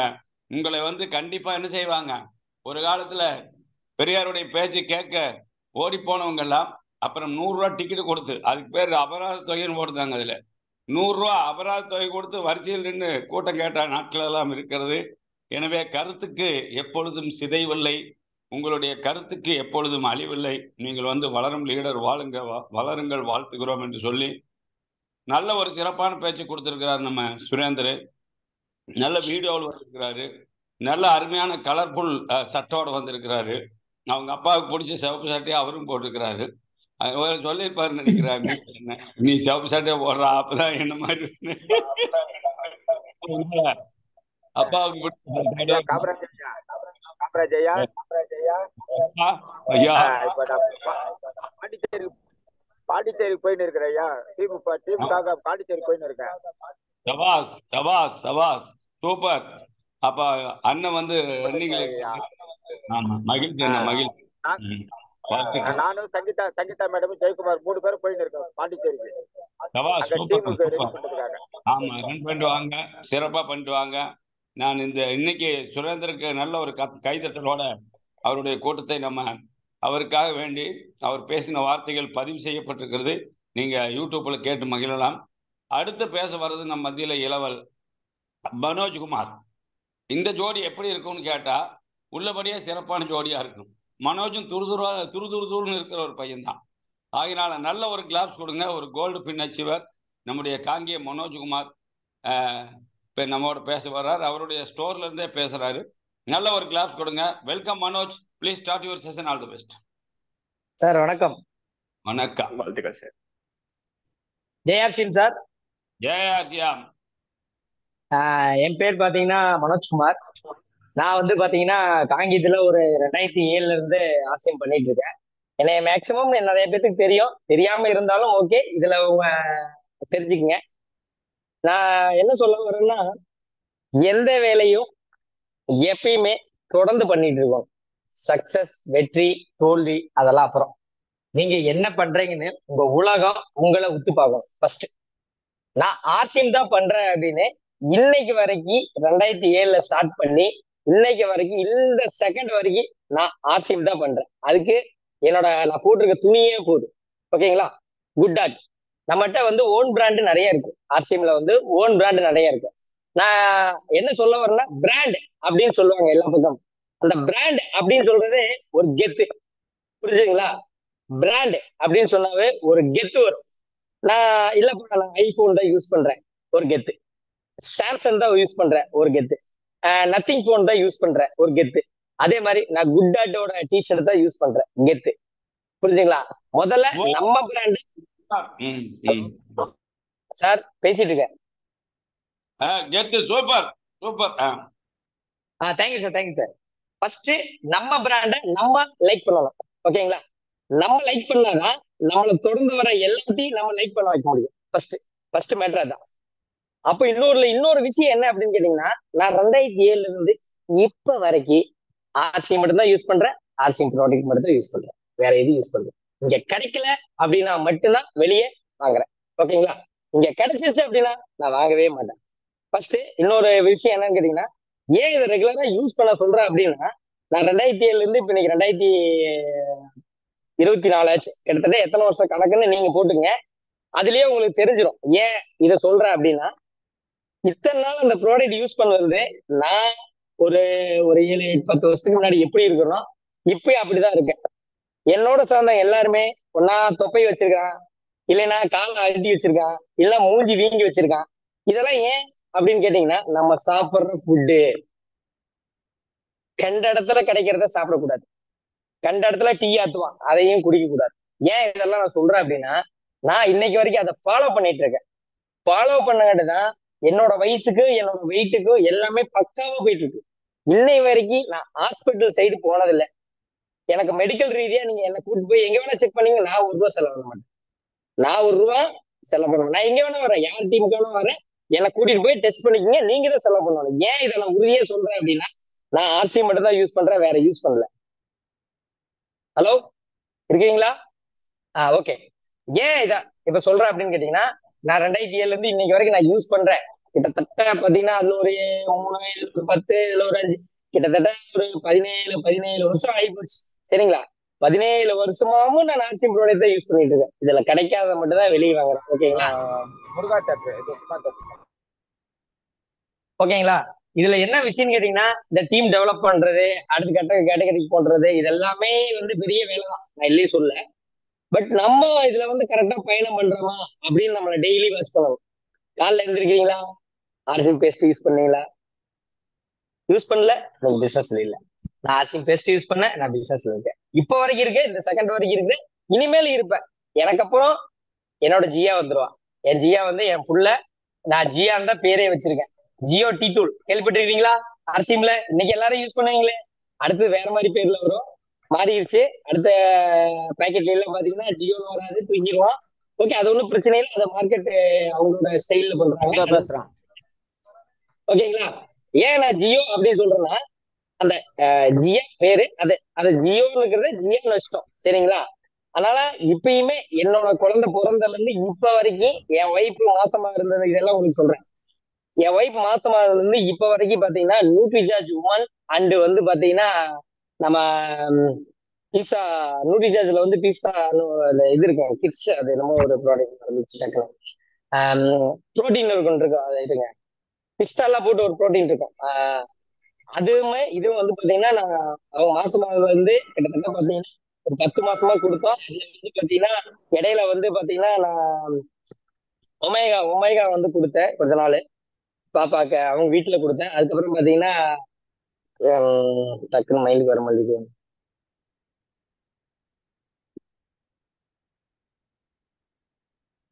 ஓகே, அது வரல, சரி பரவாயில்ல விடுங்க. அதெல்லாம் கொடுத்தோம், 10 மாசமா அவங்க சாப்பிட்டாங்க. ஆஸ்பத்திரி போனோம், அவங்க டாக்டர் அம்மா செக் பண்ணாங்க, சுகப்பிரசம் ஆகாது அப்படின்னு சொல்லிட்டாங்க. சரி பரவாயில்லைங்க, ஒன்றும் பிரச்சனை இல்லை. அப்புறம் வந்து எல்லா டெஸ்ட் எடுப்பாங்கல்ல ஆபரேஷன் பண்றதுக்கு, அப்போ எல்லா டெஸ்ட் எடுக்கும்போது பாத்தீங்கன்னா சுகரு, லோ பிரஷரு எல்லாமே டோட்டல் அதுல என்னெல்லாம் டெஸ்ட் இருக்குமோ எல்லாத்துலயும் என் ஒய்ஃப் பாஸ். என்னையோட சேர்ந்து ஒரு 10 பேர் வந்தாங்க, அவங்கள வந்து 10 பேர்த்துல 2 பேர் தான் பாஸ் பண்ணாங்க. மீதி 9 பேர் வந்து அது பத்துல இது பத்துல ஏற்றணும்னு சொல்லி அவங்களுக்கு தேவையில்லாத இன்செக்ஷன் ஊசி எல்லாம் போட ஒரு நிலைமை தள்ளிட்டாங்க. இது ஏன் நான் சொல்றேன் அப்படின்னு கேட்டீங்கன்னா, இந்த இடத்துல அந்த புரோட்டீனுமே நான் நியூட்ரிசார்ஜ் அம்மன் டேப்லெட்டை ரெகுலரா கிட்டத்தட்ட மாசம் பாத்தீங்கன்னா என் ஒய்ஃபுக்கு மட்டுமே பாத்தீங்கன்னா 2000 செலவு பண்ண தனியா. ஓகேங்களா? அந்த 2000 செலவு பண்ணதான் என் ஆஸ்பத்திரியில எனக்கு வெறும் 20,000 செலவு பண்ணி என் குழந்தைய வெளியே எடுத்துட்டாங்க. சரிங்களா? ஒவ்வொருத்தரும் 50,000 1,00,000 செலவு பண்ணுவாங்க, சம்பந்தமே இருக்காது. இது ஏன் அப்படி சொல்றதா, நம்ம சாப்பிடுற ஃபுட்ல தான் இருக்கு எல்லாமே. புரிஞ்சுங்களா? ஃபர்ஸ்ட் ஆர்சிஎம் இருக்கிற எல்லா ப்ரோட்டீனும் நம்ம ரெகுலர் யூஸ் பண்ணலாம். 6 மாசம் நீங்க தொடர்ந்து இந்த ஆர்சிஎம் ப்ரோட்டீன் யூஸ் பண்ணிட்டு அப்படின்னா யார் சொன்னாலும் இந்த ஆர்சிஎம் மட்டும் வெளியே போக மாட்டாங்க. எங்கோ ஒரு ப்ராடக்ட் கிடைச்சா போதும் அப்படின்னு வாங்கி யூஸ் பண்றாங்க இன்னைக்கு இருக்கு. எனக்கு பிசினஸ் வேண்டாப்பா, எனக்கு அச்சீவ்மெண்ட் வேண்டாப்பா, எனக்கு ஆர்சிஎம் கமிஷனே வேண்டாம்ப்பா, எப்படியாவது அந்த பொருளை மட்டும் கொடுப்பா அப்படின்னு சொல்ற ஆளுங்க இன்னைக்கு இருக்குதுங்க ஆர்சிஎம்ல. இது ஏன்? இதுக்கு எல்லாத்துக்கும் சொந்தக்காரர் யாரு? நம்ம டிஜி சோப்ரா தான். புரிஞ்சுதுங்களா? அதனால பிசினஸ் வந்து எப்படி இருந்தாலும் இன்னைக்கு இல்லைனாலும் இன்னும் ஒரு 10 வருஷத்துல உலகம் உள்ள இந்த ஆர்சிஎம் போகதான் செய்யுது. யார் நினைச்சாலும் நிப்பாட்ட முடியாது. அதுக்கு உண்டான டெக்சர் எல்லாமே கம்பெனி போட்டுருச்சு. நம்ம வேணா நம்ம சொல்லிக்கலாம் ஆர்சிஎம் பண்ண முடியலைங்க, அது குறை இருக்குது, இது குறை இருக்குது, அது ஏங்க நான் 2007 இருந்து இருக்கிறேங்க, இன்னைக்கு வரைக்கும் எத்தனையோ குறைய பார்த்தாச்சுங்க. நாங்க பண்ணாத கஷ்டம் கிடையாது, நாங்க பார்க்காத கஷ்டம் கிடையாது. ஒரு சோப்பு கிடைக்காதுங்க, ஒரு சோப்பு கிடைக்காது. அந்த ஒரு சோப்பு வாங்குறதுக்கு 6 மாசம் கஷ்டப்பட்டிருக்கேன் நம்ம. ஓகேங்களா? அப்படி எல்லாம் கஷ்டப்பட்டு இன்னைக்கு ஆர்சிஎம்ல டெவலப் பண்ணி இன்னைக்கு ஒரு கடைக்கு ஓனர் ஆகி இந்த காங்கி மக்களுக்கு எல்லாத்துக்கும் இந்த பொருள் கொடுத்துருக்கேன். நான் ஆரம்பத்துல இந்த காங்கியத்துல எங்க கிராமம் இந்த சுத்தி வர கிடைக்குதுன்னா ஒரு 40 கிலோமீட்டர் டிஃபரெண்ட்ல நான் போய் இந்த ஆர்சிஎம் எல்லாம் பேசும்போது அவங்க எல்லாம் என்ன சொன்னாங்கன்னா, இதெல்லாம் எத்தனை நாளைக்குப்பா இருக்கு? 4 நாளைக்கு இருக்கும்பா, 6 மாசத்துக்கு இருக்கும்பா, 1 வருஷத்துக்கு இருக்கும்பா, 2 வருஷம் இருக்கும்பா, அதுக்கு மேல இருக்காதுப்பா அப்படின்னு சொன்னீங்க. எல்லாருமே வேற வேற கம்பெனில ஒர்க் பண்ணிட்டு தான் இருக்காங்க இன்னும். அதாவது வேற வேற கம்பெனினா இந்த கம்பெனி கிடையாது. 6 மாசம் இந்த கம்பெனி, 6 மாசம் அந்த கம்பெனி, 6 மாசம் வேற கம்பெனி. இது என்ன யூஸ் இருக்குது? Not use. No use, waste. Waste time, waste. அதுக்காக எனர்ஜி போறது வேஸ்ட், எல்லாமே வேஸ்ட்டுங்க. நீங்க நான் ஃபர்ஸ்ட் சொன்ன பாத்தீங்களா, ஒரு பிராண்ட் ஐபோன் ஒரு பிராண்ட், அவன் தனி பிராண்ட், அவனுக்கு எல்லாமே தனியா இருக்குதுங்க, எல்லா டச்சர் தனிங்க. இன்னைக்கு அவன் நம்பர் ஒன்னு, யாராலையும் அடிச்சுக்க முடியாது. எவ்வளவோ அவனை போட்டி போட்டு பார்த்தாங்க, முடியல. அந்த மாதிரிதான் ஆர்சிஎம் இன்னைக்கு நம்பர் ஒன் ஆர்சிஎம். ஆனா ஆர்சிஎம் ஒரு ருசிச்சு சாப்பிட்டு புளிஞ்சு எடுத்து அதுல பூண்டு வளைச்சு அந்த கஷ்டத்தை எல்லாத்தையும் அனுபவிச்சுட்டு மட்டும்தான் தெரியும். மத்தவங்களுக்கு தெரியவே தெரியாது. இடையில வர்றது போறது இது எதுவுமே அவங்க கண்ணுக்கு தெரியாது. இதுல ரொம்ப நாள் பயணிக்கணும், ஒரு நாள் 2 நாள் கிடையாது, ரொம்ப நாள் பயணிக்கணும். அப்பதான் இந்த ருசியை அனுபவிக்க முடியும். ஒண்ணு இல்லைங்க, நான் படிச்சது கம்மிங்க. நீங்க இங்க இருக்கிற எல்லாமே இதுல இளைஞர் யாருமே இல்லை, பார்த்துட்டேன், ஒன்னும் பிரச்சனை இல்லை. நான் சொன்னதை ரெக்கார்டிங் ஆயிட்டு இருக்கு, போடுங்க, யூடியூப்ல போடுங்க, பார்க்கட்டும், ஒன்னும் பிரச்சனை இல்லை. இளைஞர் வந்து கண்டிப்பா சொல்றேன், இன்னைக்கு ஒவ்வொரு இளைஞரும் ஆர்சிஎம்ல இன்னும் ஒரு 5 வருஷத்துல ஆர்சிஎம்ல இருப்பாங்க. அது மாட்டு கருத்து வேற எதுவுமே இல்லை. ஏன்னா இப்படி ஒரு பிராண்ட் வந்து கிடைக்காம அவங்களுக்கு தான், அவங்க தான் ஃபீல் பண்ண போறாங்க. அதான் பாத்தீங்கன்னா 20,000 ரூபாய், வெறும் 20,000 ரூபாய் செலவு பண்ணி என் வீட்டுக்கு என் குழந்தைய கூப்பிட்டு வந்தேன். இன்னைக்கு என் குழந்தை ஆர்சிஎம் தவிர வேற எதையுமே யூஸ் பண்றது இல்லைங்க. ஏன்னா பழக்கம் நம்ம தான் உருவாக்கணும். ஃபர்ஸ்ட் எங்கிருந்து வருது, எங்கிட்ட இருந்து என் ஒய்ஃப்ட்டு போச்சு, என் ஒய்ஃப்ட்டு இருந்து என் பொண்ணுகிட்டு போச்சு, என் பொண்ணுகிட்ட இருந்து நிறைய பேருக்கு போறதுக்கு நிறைய வாய்ப்புகள் இருக்குது. கண்டிப்பா அது நடக்கும், அது மாற்றுக்கிறது இல்லை. ஏன்னு கேட்டீங்கன்னா, நான் ஒரு டிவிஎஸ் கம்பெனி வைக்கலைங்க, நான் ஒரு ஹோண்டா கம்பெனி வைக்கல, நான் ஒரு டீலர் தான் வாங்கியிருக்கேன். ஏன் இதை அப்படி சொல்றேன்னா, ஒரு 30 வருஷத்துக்கு முன்னாடி பேக் எடுத்துங்களேன், உங்க ஊர்ல ஒரு டிவிஎஸ் கம்பெனிக்கு ஒரு ஓனரா இருப்பார் ஒருத்தர். ஓனர்னா தயார் பண்றதுலாம் இல்லைங்க, டீலர் கணக்கு ஓனர்னு வச்சுக்கோங்க. அவங்க ஒரு ஒரு 20 பைக்கு போனா டிவிஎஸ் பைக் எல்லாம் வாங்கி வச்சு வித்துட்டு இருந்திருப்பாரு. அதுக்கப்புறம் பாத்தீங்கன்னா அவருக்கு அடுத்த ஜெனரேஷன் அவங்க பையன் வந்திருப்பான். அவங்க பையன்ல வந்து பாத்தீங்கன்னா டிவிஎஸ் பைக் வந்துருக்கும், டிவிஎஸ் பைக்கு சின்ன சின்ன அதுல நிறைய வண்டியில வந்துச்சு, அப்போ அதெல்லாம் வந்துச்சு. அதுக்கப்புறம் இப்ப இருக்கிற ஜெனரேஷன், மூணாவது ஜெனரேஷன் அதே பைக்கு பேட்டரி வண்டியே வந்துருச்சு. அப்போ அப்பா, அப்பாவுக்கு அடுத்த பையன், பையனுக்கு அப்ப பேரன், 3 தலைமுறை டிவிஎஸ் கம்பெனியில ஒர்க் பண்றாங்க. இன்னைக்கு அந்த கம்பெனி இருக்குது, இன்னைக்கு இன்கம் சம்பாரிச்சிட்டு இருக்கானா இல்லையா? அதேதான் ஆர்சிஎம். நல்லா புரிஞ்சுங்க. டிஜி சோப்ரா அவங்க பையன் வந்தாச்சு, நான் பண்ணிட்டு இருக்கிறேன், எனக்கு அப்புறம் என் புள்ள வந்துருச்சு, என் பிள்ளைக்கு அப்புறம் என் பேத்தியே பேரனா வந்துடும். ஓகேங்களா? அதுதான் ஆர்சிஎம். புரிஞ்சுதுங்களா? இது இன்னைக்கு தலைமுறைக்காக இந்த ஆர்சிஎம் வரல. அப்படி வந்தா எப்பயே நின்று இருக்கும். நீங்க ஒண்ணு புரிஞ்சுங்க, யாரோ என்னமோ கத்துறாங்க, என்னமோ சொல்றாங்க, எதையும் காதுல வாங்காதீங்க. ஆர்சிஎம் சொல்றது கம்பெனியில இருக்கிறது டீட்டெயில படிங்க. யார் லீடர் சொல்றதே விட்டுருங்க. நானே ஒரு லீடர் தான், சொல்றது கேட்காதீங்க, காமராஜ் சொல்றது கேட்காதீங்க, சுரேந்திரன் சொல்றது கேட்காதீங்க, கோபகுமார் சொல்றது கேட்காதீங்க, சீரன் மூர்த்தி யாரு சொன்னாலும் கேட்காதீங்க. கம்பெனில சிஸ்டமேட்டிக் இருக்கு, அதை படிங்க. ஒரு நாள் 2 நாள் டைம் வேஸ்ட் பண்ணி படிங்க. யூடியூப்ல 1 மணி நேரம் வீடியோ பாக்குறீங்க, 2 மணி நேரம் வெட்டியா யாரோ எவனோ ஒருத்தர் எங்கேயோ பண்ணி அதை பார்த்துட்டு இருக்கிறீங்க. அதெல்லாம் என்ன காசு வரப்போகுது? ஒண்ணும் வராது. Not time waste. உங்களோட டேட்டாவும் உங்களோட காசுமே ஏதோ ஒரு யூடியூப் கம்பெனி அந்த திருடனா யூடியூப் டேட்டா மறுபடியும் ஜியோவுக்கும் ஏர்டெலுக்கும் வோடாஃபோனுக்கும் பிஎஸ்என்எலுக்கும் விற்கிறான், மறுபடியும் அதையே வாங்குறீங்க, அதையும் நீங்க யூசேஜ் பண்றீங்க. என்ன யூஸ்? உங்க காசு தான் போயிட்டு இருக்கு, வேஸ்ட் டைம், வேஸ்ட் காசு. அதனால நான் என்ன சொல்றேன்னா, அந்த டைம் யூடியூப்ல வேஸ்ட் பண்ற டைம், பிளிப்கார்ட்ல வேஸ்ட் பண்ற டைம், அமேசான்ல வேஸ்ட் பண்ற டைம், இன்ஸ்டாகிராம்ல வேஸ்ட் பண்ற டைம், வாட்ஸ்அப்ல வேஸ்ட் பண்ற டைம், அதுக்கப்புறம் பேஸ்புக்ல யூஸ் பண்ற டைம், அதுக்கப்புறம் ட்விட்டர், டிவி, இது எல்லாமே வேஸ்ட் டைம். இதுல ஏதாச்சும் உங்களுக்கு ஃப்ரீயா காசு கொடுக்க போறானா சொல்லுங்க? யாராச்சும் இதுல நீங்க யூஸ் பண்ணி எனக்கு இவ்வளவு காசு வந்துச்சுடா அப்படின்னு ஒரு ஆள் சொல்லுங்க பார்க்கலாம். வராது. உங்களோட டேட்டா திருடப்படுது. 150 ரூபாய் இருந்த ஈஸி இன்னைக்கு 250 ரூபாய் பண்ணிட்டா. கொஞ்சம் சிந்திங்க, உங்களோட காசை எப்படி திருட. அந்த டைம் வேஸ்ட் பண்றத விட்டு போட்டு அந்த 250 ரூபாய் இப்ப ஈஸி பண்ணீங்களா? அந்த 250 ரூபாய் ஈஸிய ஆர்சிஎம்காக யூஸ் பண்ணுங்க. ஆர்சிஎம் டேட்டால போய் பாருங்க. ஆர்சிஎம்காக எல்லா இதுவும் ஆர்சிஎம் போஸ்ட் பண்ணுங்க. ஆர்சிஎம் பத்தி வெளியே தெரியப்படுத்துங்க. உங்க பிசினஸ் ஆட்டோமேட்டிக்கா டெவலப் ஆயிட்டு இருக்கும். உங்களுக்கு உங்க டவுன்லைன் வர எங்கேயோ போன் பண்ணுவான், சார் உங்களோட யூடியூப்ல பார்த்தேன் சார், சார் உங்களை பேஸ்புக்ல பார்த்தேன் சார், போன் பண்ணுவான். எவனோ ஒருத்தர் விளம்பரத்தை நீங்க ஏன் பாக்குறீங்க? நோட்டு டைம், நோட்டு காசு, எல்லாம் வேஸ்ட். ஆர்சிஎம் பத்தி போஸ்ட் பண்ணுங்க. உங்களோட காசு எல்லாமே லட்சங்கள் கோடிங்களா மாறும். நான் அதைத்தான் செஞ்சேன், எனக்கு ஆயிடுச்சு. நான் சும்மா படுத்துனாலும் எனக்கு மாசமான ஒரு இன்கம் இருக்கு ஆர்சிஎம்ல. யாரு வேணாலும் கேளுங்க, ஸ்டேட்மெண்ட் தரேன். என் நம்பரை குரூப்ல இருக்கு, எடுத்துக்கங்க. ஓகேங்களா? இல்லைன்னா நம்ம யார்கிட்ட வேணாலும் கேளுங்க, மேக்சிமம் என் நம்பர் கிடைக்கும். அப்படி கிடைக்கலனாலும் ஒன்றும் பிரச்சனை இல்லை. நீங்க கூகுள்ல போங்க, ஆர்சிஎம் காங்கேயம் போடுங்க, இல்லைன்னா காங்கேயம் ஆர்சிஎம் சென்டர் போடுங்க, என் நம்பர் வரும். எனி டைம் எப்போ வேணா கால் பண்ணுங்க, 24 hour கால் பண்ணுங்க. என்னால முடிஞ்ச டவுட் கிளியர் பண்றேன், இல்லைன்னா முடியலன்னு சொல்றேன். முதல்ல அடுத்தவங்க பேச்ச கேட்கவே கேட்காதீங்க, ஆர்சிஎம்ல மட்டும். ஓகேங்களா? வேற விட்டுருங்க, வேற பர்சனல் ஃபேமிலி அதெல்லாம் வேணாம், இதுக்குள்ள கொண்டு வரல.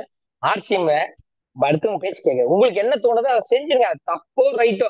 இப்ப இந்த கஷ்டப்பட்டு நான் பேசணும்னு அப்படியே முடிவு எடுத்துட்டீங்கன்னா அந்த நாளுக்குள்ள பேசணும், அடுத்த நாளுக்குள்ளேயே பேசி முடிச்சிடணும். கடைசிக்கு ₹1 சாம்பையாவது வித்துறோம். நீங்க அவர் இன்னைக்கு ₹1 சாம்பு நீங்க விக்கிற அப்படின்னா அந்த சாம்பை யூஸ் பண்ணிட்டு 3 நாள் தொடர்ந்து யூஸ் பண்ணுவாரு. ஒரு சாம்பு ஒரு நாள் போட முடியாது. 6 மில்லி கொடுக்குறான் ₹1. வெளியே 3 மில்லி தான் தரான் ₹1. புரிஞ்சுக்குங்க, 3 மில்லி ₹1 தரான், 6 மில்லி ₹1 தரான். ஆர்சிஎம்ல நான் தரல, கம்பெனி தருது. ஓகேங்களா? அப்ப 3 நாளைக்கு அந்த சாம்பு யூஸ் பண்ணுவாங்க, 3 நாள் ரிசல்ட் வந்துடும். முதல் நாள் அதுக்கு போயிடும், 2வது நாள் முடி ஒன்னோட விட்டாது, 3ஆம் நாள் அவர் ப்ரெஷஸ் ஆயிடும். அப்போ ஆர்சிஎம் சாம்பு வாங்கிடும் உங்ககிட்ட வாங்கும். இப்படிதான் டெவலப் பண்ணணும் ஆர்சிஎம். நீங்க எடுத்தோடனே போய் லட்சங்கள் கோடிகள் 10 லட்சம் சம்பாதிச்சுல வேண்டாம். ஃபர்ஸ்ட் ₹1 சாம்பு வாங்குவீங்க போதுங்க. ஆர்சிஎம்ல பெரிய ஆள் போயிட்டே இருக்கலாங்க. நீங்க ₹1 சாம்பு வாங்குவீங்க, ₹1 பேஸ்ட், ₹10 பேஸ்ட் இருக்குது, ₹10 சோப்பு இருக்கு. ஃபர்ஸ்ட் இதை கொண்டே திணிச்சு முதல்ல வீட்டுல ரெகுலர் கஸ்டமர் பண்ணுங்க, அப்புறம் ஐடி பத்தி பேசுங்க. 6 மாசம் இல்ல 3 மாசம் ரெகுலரா உங்களோட ப்ராடக்ட் அவங்க வீட்டுல இருக்கணும். அதுக்கு என்ன பிளானோ நீங்க தான் பண்ணணும், நீங்க தான் உங்க மூளை யூஸ் பண்ணணும். ஏன் பேஸ்புக் பார்க்கும்போது உங்க மூளை யூஸ் பண்றீங்களே, வாட்ஸ்அப் பார்க்கும்போது உங்க மூளை யூஸ் பண்றீங்களே, ட்விட்டர் பார்க்கும்போது உங்க மூளை யூஸ் பண்றீங்களே, டிவி பார்க்கும்போது கூட உங்க மூளை யூஸ் பண்ண. அது என்ன ஆர்சிஎம் பண்ணும்போது மட்டும் உங்க மூளை யூஸ் பண்ண மாட்டேங்க? என் மூளை அப்ப எங்கேயே போயிடுதா? அதே சேம் அதே தாங்க. அவன் என்ன டிவில என்னெல்லாம் விளம்பரம் படுத்துறானோ அது எல்லாமே ஆர்சிஎம்ல இருக்குது. ஓகேங்களா? ஆர்சிஎம்ல சில ப்ராடக்ட் எல்லாம் இருக்கு, இயற்கையான ப்ராடக்ட் ஆர்சிஎம்ல கிடைக்காதுங்க, தேவைனாலும் கிடைக்காது. ஏன்னா அவன் தரமாட்டான், தரமாட்டான். நீங்க வீட்டுல தானா உற்பத்தி பண்றது ஒண்ணு இல்ல. நீங்க ஆர்சிஎம்ல உரம் இருக்குது, வாங்கிக்கொண்டே போடுங்க. 4 விதை இருக்குது வீட்லயே, 4 மிளகா வெயில காய போடுங்க, விதை வந்துடும். செடியில போடுங்க, இயற்கையான ஆர்சிஎம் உரம் இருக்குது, எடுத்து போடுங்க, தண்ணி ஊத்துங்க, மரமிளகா வந்துடும். இதை நீங்க ஆர்சிஎம்ல கேட்க வேண்டியதே இல்லை. அதுக்குதான் அவன் அறிவியல் செஞ்சு வர ஒரு பெரிய டிபார்ட்மெண்டே விட்டுருங்க. எதுக்கு விட்டுருங்க? வீட்டுல நீங்க மொட்டை மாடியில வை, இல்லைன்னா உன்னோட பக்கத்துல வீட்டுல சின்ன இடம் இருந்தா போகுது, அந்த இடத்துல விவசாயத்தை சாப்பிட்டுங்க அப்படின்னு சொல்லுது கம்பெனி. அதை விட்டு போட்டு தக்காளி கிடைக்கல, வெங்காயம் கிடைக்கல, பூண்டு கிடைக்கல சொல்லாதான் வேண்டியது கம்பெனி. அதுக்கு தாங்க அறிவியல் உரமே விட்டுருக்கான். கொஞ்சம் சிந்திங்க. ஆர்சிஎம் முதல் குறை சொல்றது நிப்பாட்டிருங்க. குறை யாருட்டு இருக்கு? நம்மகிட்ட இருக்கு, ஆர்சிஎம்ல இல்ல. அப்போ ஹெல்த் ரீதியா என்ன வச்சிருக்கான்? நியூட்ரி சார்ஜ் இருக்கா. நியூட்ரி சார்ஜ்ல அது ஒரு டிபார்ட்மெண்ட் மீட்டிங் நடக்கும், போங்க கத்துக்குங்க. தெரியலையா போய் யூடியூப்ல பாருங்க. அதையும் தெரியலையா கஸ்டமர் கேர் கூப்பிட்டு பேசுங்க. அதுவும் தெரியலையா தமிழ்லயே கஸ்டமர் கேர் தமிழ்ல நம்ம டிஜிட்டோக்கரா போட்டிருக்காரு, கூப்பிட்டு பேசுங்க. லீடரே தேவையில்லைங்க, ஆர்சிஎம்க்கு லீடர் தேவையில்லைங்க.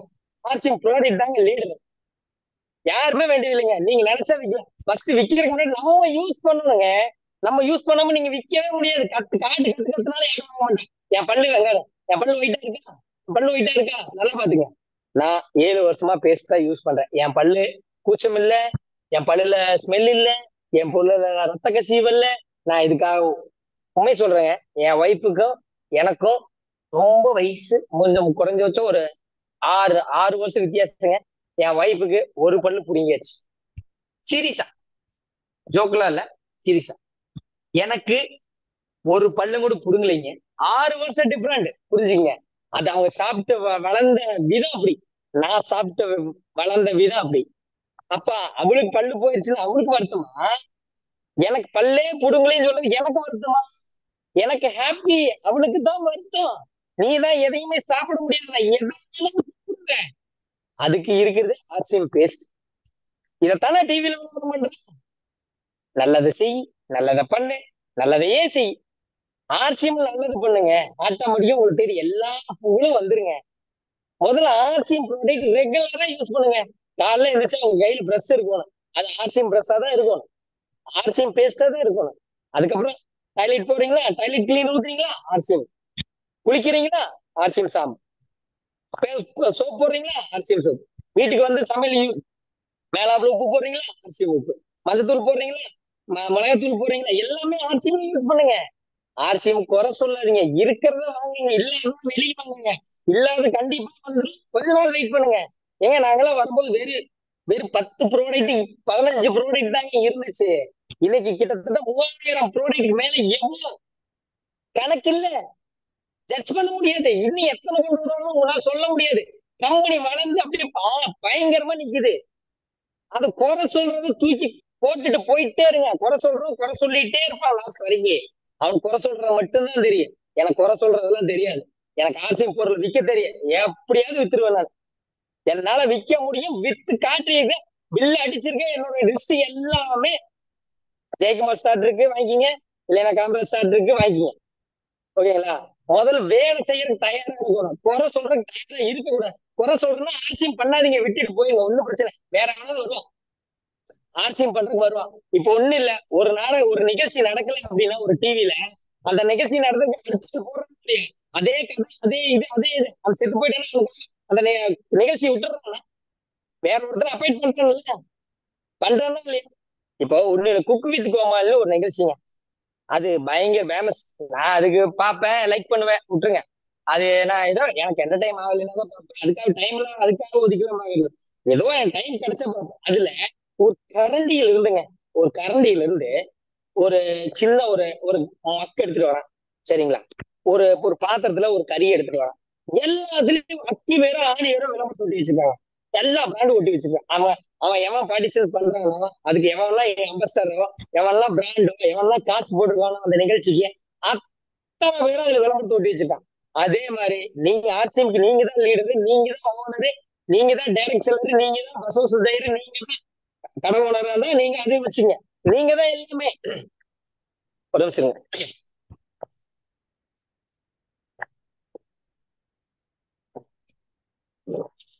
எல்லாமே நீங்க தான். அப்போ இங்க யாரு வேலை செய்யணும்?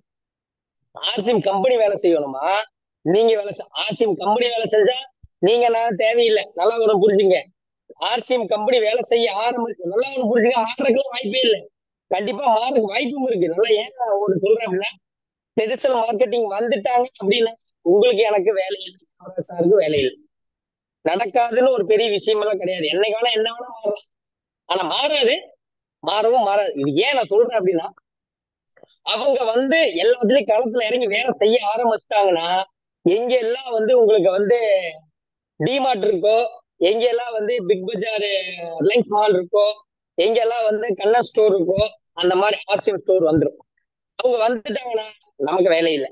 பட் அவங்க வரக்கூடாதுன்னா நம்ம தான் வேலை செய்யணும். யார் வேலை செய்யணும்? நம்ம தான் வேலை செய்யணும். அதுக்குதான் நம்மள வேலை செய்யறதுக்கு கம்பெனி போகுது. புரியுதுங்களா? நம்ம தான் இந்த பொருளை கொண்டு சேர்த்தணும். இப்போ டிமார்ட்ல டிவில என்னெல்லாம் விளம்பரம் வருதோ அதெல்லாம் அங்க இருக்கு. ஓகேங்களா? ரிலையன்ஸ் மால்ல, ரிலையன்ஸ் பிக் பஜார், ரிலையன்ஸ் என்னென்ன மால், கலர் ஸ்டோர், இதெல்லாம் எங்க டிவில என்னெல்லாம் விளம்பரம் வருது அதெல்லாம் அங்க இருக்கு. அதே மாதிரி ஆர்சிஎம் ஒரு ஸ்டோர் ஆரம்பிக்குது அப்படின்னா கம்பெனி பர்சனலா நம்ம எல்லாம் விட்டுருங்க, பிஎஸ்சி விட்டுருங்க, குயிக் அது இது நிறைய இருக்குது, ஒன்று அதெல்லாம் விட்டுருங்க. பர்சனலா கம்பெனி ஆரம்பிக்குது அப்படின்னா யார் ஒரு ப்ராடக்ட் இருக்கும்? ஆர்சிஎம் ஒரு ப்ராடக்ட் தான் இருக்கும். அவன் டிஜிட்டல் மார்க்கெட்டிங் வந்துட்டாங்கன்னா நமக்கு வேலை இருக்காது, நமக்கு இன்கம் இருக்காது. அப்ப அதெல்லாம் வரக்கூடாதுன்னா நம்ம சேல்ஸ் இன்க்ரீஸ் பண்ணணும். கம்பெனி ஒரு அளவுக்கு தான் பார்க்கும், சேல்ஸ் கம்மியாக கண்டிப்பா சேஞ்சஸ் நடக்கும். ஆனா ஐடி இருக்கும், ஐடி எல்லாம் இருக்கும், எல்லாமே இருக்கும். ஆனா அந்த மாதிரி வரும்போது வேற மாதிரி ஒரு கண்ணோட்டத்துல போகும் கம்பெனி. புரியுதுங்களா?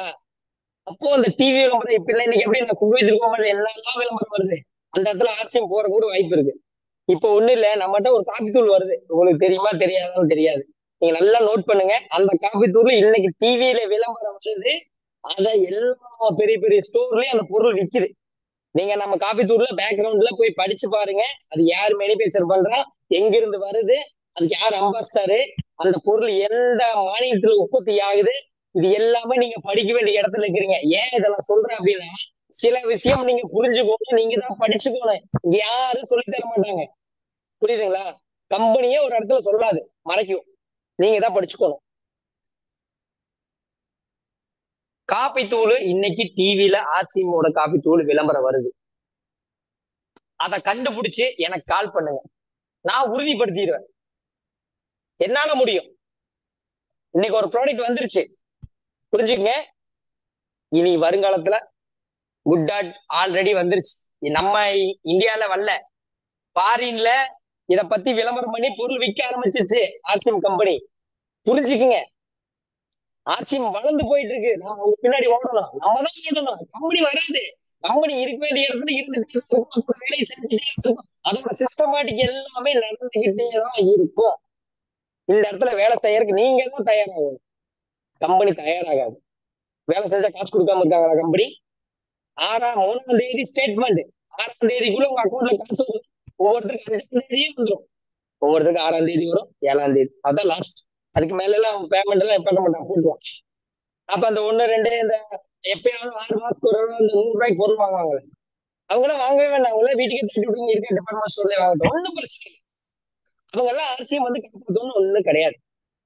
ஆர்சிஎம்ல 2000 ரூபாய்க்கு ரெகுலரா பொருள் வாங்கினா ஐடி போடுங்க. இல்லையா, வாங்கலையா சொல்லிருங்க, சார் நீங்க 2000 ரூபாய்க்கு ரெகுலரா வாங்கினா வாங்குங்க. இல்ல அப்படின்னா நீங்க ஒன்றும் பிரச்சனை இல்லை, எம்ஆர்பிக்கு வாங்கிக்கிங்க, நீங்க வெளியே வாங்க. இது நெகட்டிவ் தாட் எல்லாம் கிடையாது, நான் அப்படிதான் ஃபாலோ பண்றேன். ஏன் பேங்க்ல போனீங்கன்னா ஏன் 500 ரூபா 1000 ரூபாய் கட்டி அக்கௌண்ட் ஓப்பன் பண்ண சொல்றான் ஒவ்வொரு அக்கௌண்ட்ல? தனியார் வங்கிக்கு போனா 5000 ரூபாய் கட்ட சொல்றேன், அதை விட பெரிய வங்கிக்கு போனா 10,000 ரூபாய் கட்ட சொல்றான். அதான் ரெகுலரா ஃபாலோ பண்ண சொல்றான். ஏங்க அவங்களுக்கு எல்லாம் சம்பாதிக்க வேண்டாமா? அங்க இருக்கவங்களும் வேலை செய்ய வேண்டாமா? அவங்க ஏசி ஒரு கூட்டுறக்கு ஒரு ஆளு, ஒரு வாட்ச்மேனு, இதுக்கெல்லாம் யாருங்க சம்பளம் தர்றது? நம்ம டேட்டா இருக்கும்ல, ஜியோல இருந்து யூடியூபுக்குமே இதுக்குமே அந்த மாதிரிதான் நம்ம காசு எடுத்து நமக்கு ரிட்டர்ன் தர்றாங்க. அதாங்க ஆர்சிஎம் பண்ணுது. ஆர்சிஎம் நிறைய பண்ணுது, அவங்க கொஞ்சமா பண்றேன். அப்போ 1% பண்றது, ஆர்சிஎம் 40% பண்றது. மொத்தமா 2 கழிச்சு பாத்தீங்கன்னா கிட்டத்தட்ட பாத்தீங்கன்னா ஆர்சிஎம்ல ஸ்டார்ட்ல இருந்து முடிக்கிற வரைக்கும் டோட்டல் கம்பெனியோட செலவு 30% தான் எடுத்துக்குது. மொத்தம் நீங்க 100 ரூபாய்க்கு பொருள் வாங்கினீங்கன்னா மீதி 70% ரிட்டர்ன் நமக்கே கொடுக்குது. நீங்க அதை எல்லாமே படிச்சு பார்க்கணும், படிச்சு பார்த்தா தான் புரியும். சும்மா நான் ஆர்சிஎம் பண்றேன் சார், நான் ஆர்சிஎம் பண்ணிட்டு இருக்கேன், ஆர்சிஎம் பண்றேன் சார், ஆர்சிஎம் பண்ணிட்டு இருக்கேன். என்ன பண்றேன்? ஆர்சிஎம் பத்தி தெரியாது, ஆர்சிஎம் பத்தி படிக்க மாட்டேன். யூடியூப்ல 1 மணி நேரம் பார்ப்பேன் வீடியோ, வாட்ஸ்அப்ல எவனாவது ஒரு ஸ்டேட்டஸ் போட்டிருப்பான், அதுக்கு நீ என்னென்னமோ அனுப்பிட்டு இருப்பேன், படிக்க டைம் இருக்காது. பேஸ்புக்ல எவனோ ஒருத்தர் எங்கேயோ நடந்து ஒரு விஷயத்த போட்டிருப்பான், அது டம்மியாம இருக்கும் உண்மையாம இருக்கும். அதுக்கு நீ கமெண்ட்ஸ் கூட எல்லாம் பண்ணுவேன். ஆர்சிஎம்ல போய் ஒரு ஆப்ல உட்காந்து கூகுள்ல போயிட்டு ஆர்சிஎம் பத்தி டீட்டெயில் படிச்சு பார்க்க மாட்டேன், டைம் இருக்காது. அப்ப ஆர்சிஎம் எப்படி நீ கத்துக்குவேன்? எப்படி கத்துக்குவேன்? ஃபர்ஸ்ட் நம்ம கத்துக்கணுங்க, அப்பதாங்க ஆர்சிஎம் பத்தி சொல்ல முடியும். நம்ம கத்துக்காம நீங்க எவ்வளவு தூரம் சொன்னாலும் மக்கள் புரிஞ்சுக்க மாட்டாங்க. ஏன்னா மக்களோட மேல நிலை அவ்வளவுதான். இந்த இந்த ஸ்டூடியோ, இந்த இந்த சினிமா, இது எல்லாமே மாகை உலகம். இவங்க அதுக்குள்ள அடக்கி வச்சிருக்காங்க, அதுல இருந்து வெளியே கொண்டு வர முடியாது. ஏன்னா அதுல இருந்து வெளியே கொண்டு வந்தா லக்ஸ் சோப்பு விற்க முடியாது, ஹமாம் சோப்பு விற்க முடியாது, டீ தூள் விற்க முடியாது, டாட்டா உப்பு விற்க முடியாது, ஆசீர்வாத் ஆட்டா விற்க முடியாது, கூல்ட்ரிங்க்ஸ் விற்க முடியாது, நூடுல்ஸ் விற்க முடியாது, எதையும் விற்க முடியாது. அப்போ உங்களுக்கு அதுக்குள்ளேயே தான் வச்சிருக்கணும். நான் சொல்றது நல்லா சிந்திச்சு பாருங்க, கனெக்ட் ஆகும். அதுக்கு இதுக்கு கனெக்ட் ஆகும். ஏன்னா நீங்க அதுக்குள்ள இருந்தாலும் இதை பத்தி தெரியாது, பின்னாடி ராசியம் பத்தி தெரியாது. நீங்க அதுக்குள்ளேயே இருக்கிறீங்க, அப்ப இதை பத்தி எப்படி தெரியும்? நான் அதுக்குள்ள இல்லை, ஆனா இதை பத்தி எனக்கு தெரியும். எனக்கு மாசமான இன்கம் வருது, என் ஃபேமிலி நல்லா இருக்கு, ஜாலியா இருக்கேன், போதும். இதுக்கு மேல நீங்க போய் சம்பாரிச்சு ஒருத்தர் அடிமையா வேலை செஞ்சு என்னையா பண்ண போறீங்க? கடைசி வரைக்கும் அடிமையா இருந்துட்டு போக வேண்டியது. இன்னைக்கு என் கூட இருக்கிற பசங்க எல்லாம் ஏகப்பட்ட பேர் நான் சொன்னேன், யாரும் கேட்கல. எல்லாரும் ஏதோ ஒரு பக்கம் ஒரு 20,000 ரூபாய், 25,000 ரூபாய், 18,000 ரூபாய், 15,000 ரூபாய், 9,000 ரூபாய், இன்னைக்கு 12,000 ரூபாய் சம்பளத்தை வேலைக்கு போறேன். எவனாச்சும் 30,000 ரூபாய் வாங்குறேன், 40,000 ரூபாய் வாங்குறேன், கால் போட்டு உட்கு வந்திருக்கிறேன், எத்த இருக்கிறேன்னு சொல்லுங்க. ஒருத்தனும் இல்ல.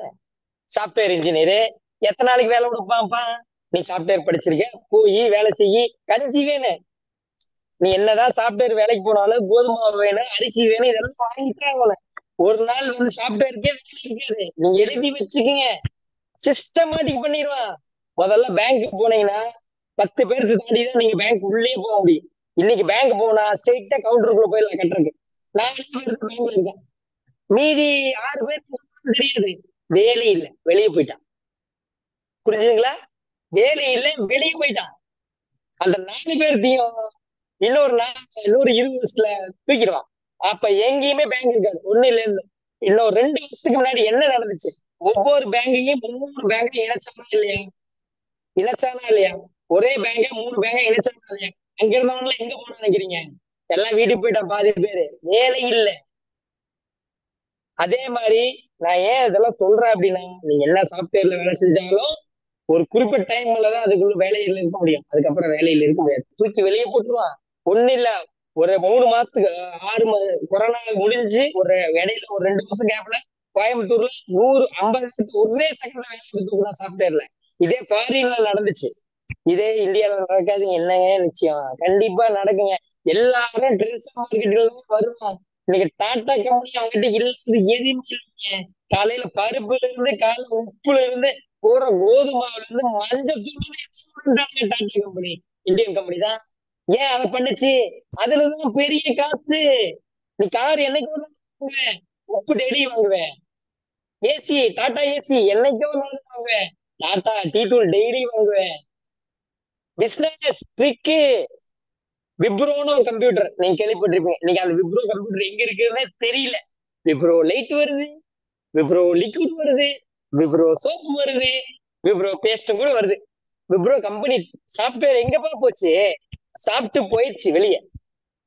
அவங்க என்ன விக்கிறாங்க? விப்ரோ ஆல் ப்ராடக்ட் நீங்க கூகுள்ல போய் சர்ச் பண்ணுங்க, அவனோட கம்ப்யூட்டரே வருது.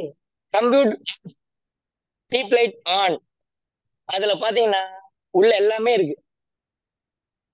உப்பு இருக்கு, சோப்பு இருக்கு, கொஞ்சி போற கிரீம் இருக்கு, எல்லாம் இருக்கு. டேசல் மார்க்கெட்டிங் ஒண்ணு இல்ல, ரிலையன்ஸ். ரிலையன்ஸ் அவனும் நிறைய ப்ராடக்ட் கொண்டு வந்துட்டான், டெய்லி யூஸ் பண்ற ப்ராடக்ட்ல. நீங்க அவன் மால்ல போனீங்கன்னா அவனோட குட் லைஃப்னு ஒண்ணு போட்டிருப்பான், அதெல்லாம் அவனோட பிராண்ட். ஆனா ரிலையன்ஸ் போடல, குட் லைஃப் அப்படின்னு போட்டிருப்பான், அது அவனோட பிராண்ட். உருவாக்கிடுவான். அதுதான் எங்களோட வேலை. உங்களை எல்லாம் எதுக்கு பேஸ்புக் ட்விட்டர்லாம் யூஸ் பண்ண வைக்கிறான்? நீங்க வெளி உலகத்துக்கு வந்தீங்கன்னா எல்லாம் தெரிஞ்சுக்குவீங்க. வெளி உலகத்துக்கு வரணும் உள்ள மீடியாவிலேயே போட்டு கொண்டுட்டே இருந்தா நீங்க எனக்கு எப்பயுமே அடிமை, புரிஞ்சுங்களா? நான் மீடியாவில இல்ல, வெளியே வந்துட்டேன், நல்லா இருக்கிறேன், சந்தோஷமா இருக்கிறேன், காசோட சுத்துறேன். இப்ப இது பசிக்குதான் சாப்பிடுவேன், இப்ப இந்த வண்டிக்கு பெட்ரோல் போட்டு போகணும் போவேன். என்னை யாரும் தடுக்க முடியாது. ஆர்சிஎம் நினைச்சா என்ன தடுக்கலாம், அவ்வளவுதான். ஆர்சிஎம் தடுக்க முடியாது, ஏன்னா ஆர்சிஎம்காக நான் வேலை செய்யறேன், அதனால என்னை தடுக்காது. வேலை செய்யலைன்னா எப்படி தடுக்கும்? கண்டிப்பா தடுக்கும். நீ வேலையே செய்யல, உனக்கு எப்படி காசு கொடுப்பாங்க கம்பெனி? நீ குறை சொல்லிட்டே இருக்கிற, அந்த ப்ராடக்ட் இல்ல, இந்த ப்ராடக்ட் இல்ல. இன்னொரு பியூசி கேரிங்களுக்குலாம் ஒரு நான் சிஸ்டமேட்டிக் ஒன்று சொல்றேன். அப்போ நீங்க பியூசி எடுக்கிறீங்க, பியூசி எடுக்கும் போது பாத்தீங்கன்னா எல்லா ப்ராடக்ட்டும் கொண்டு வரீங்க. ஓகே, எல்லா ப்ராடக்ட்டும் அந்த கண்ட்ரோல்ல எல்லாமே கொண்டு வந்து வைக்கிறீங்க, பியூசி டிஸ்பிளே வந்து எல்லாத்தையும் கொண்டு வந்து வைக்கிறீங்க, எல்லாம் ஹாப்பி தாங்க.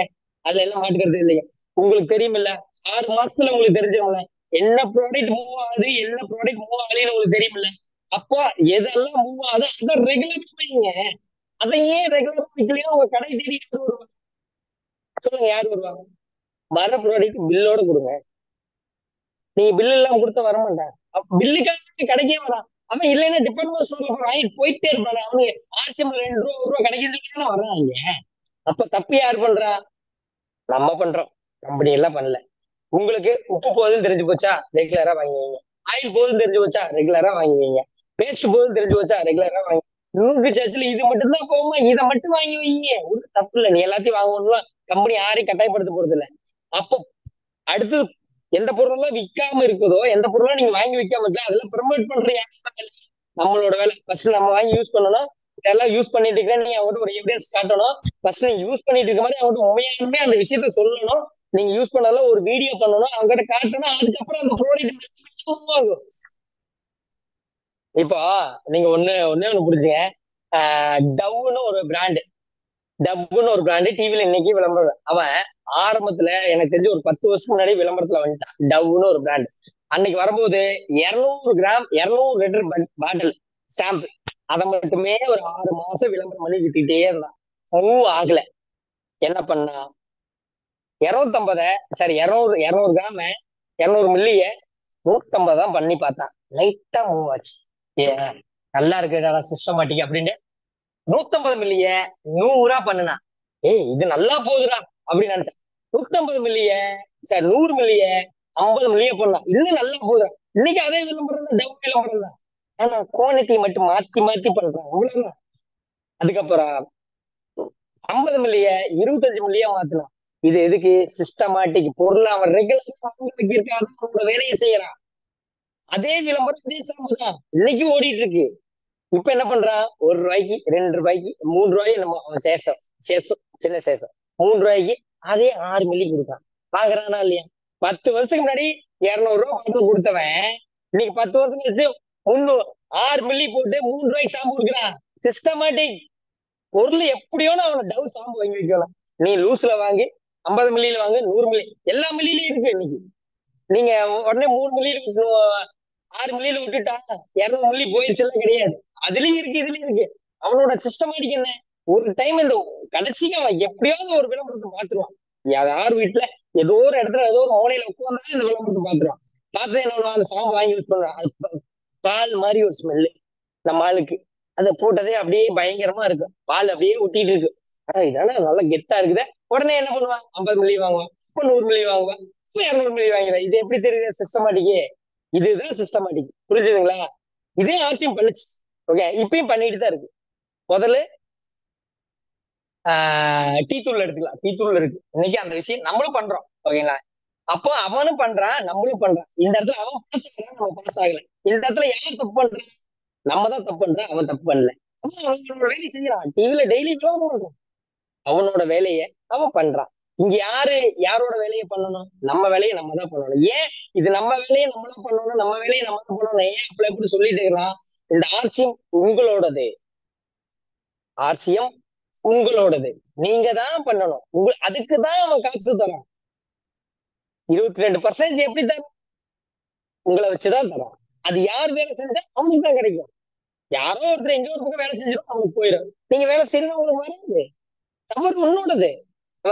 டிப்போல பொருள் கிடைக்காம இருக்கா, இல்ல பில் அடிக்காம சர்வர் டவுன் ஆகி கிடக்குதா, இல்ல கஸ்டமர்கிட்ட பேச முடியாத அளவுக்கு ஏதாவது உங்களை பூட்டு போட்டு வச்சிருக்காங்களா?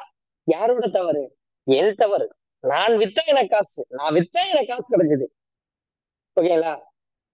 அப்போ நம்ம ஆர்சிஎம் டீ தூள் ரெட்ல வராது, ஏன்னா ரெட் குவாலிட்டி வேற, அதனால வராது.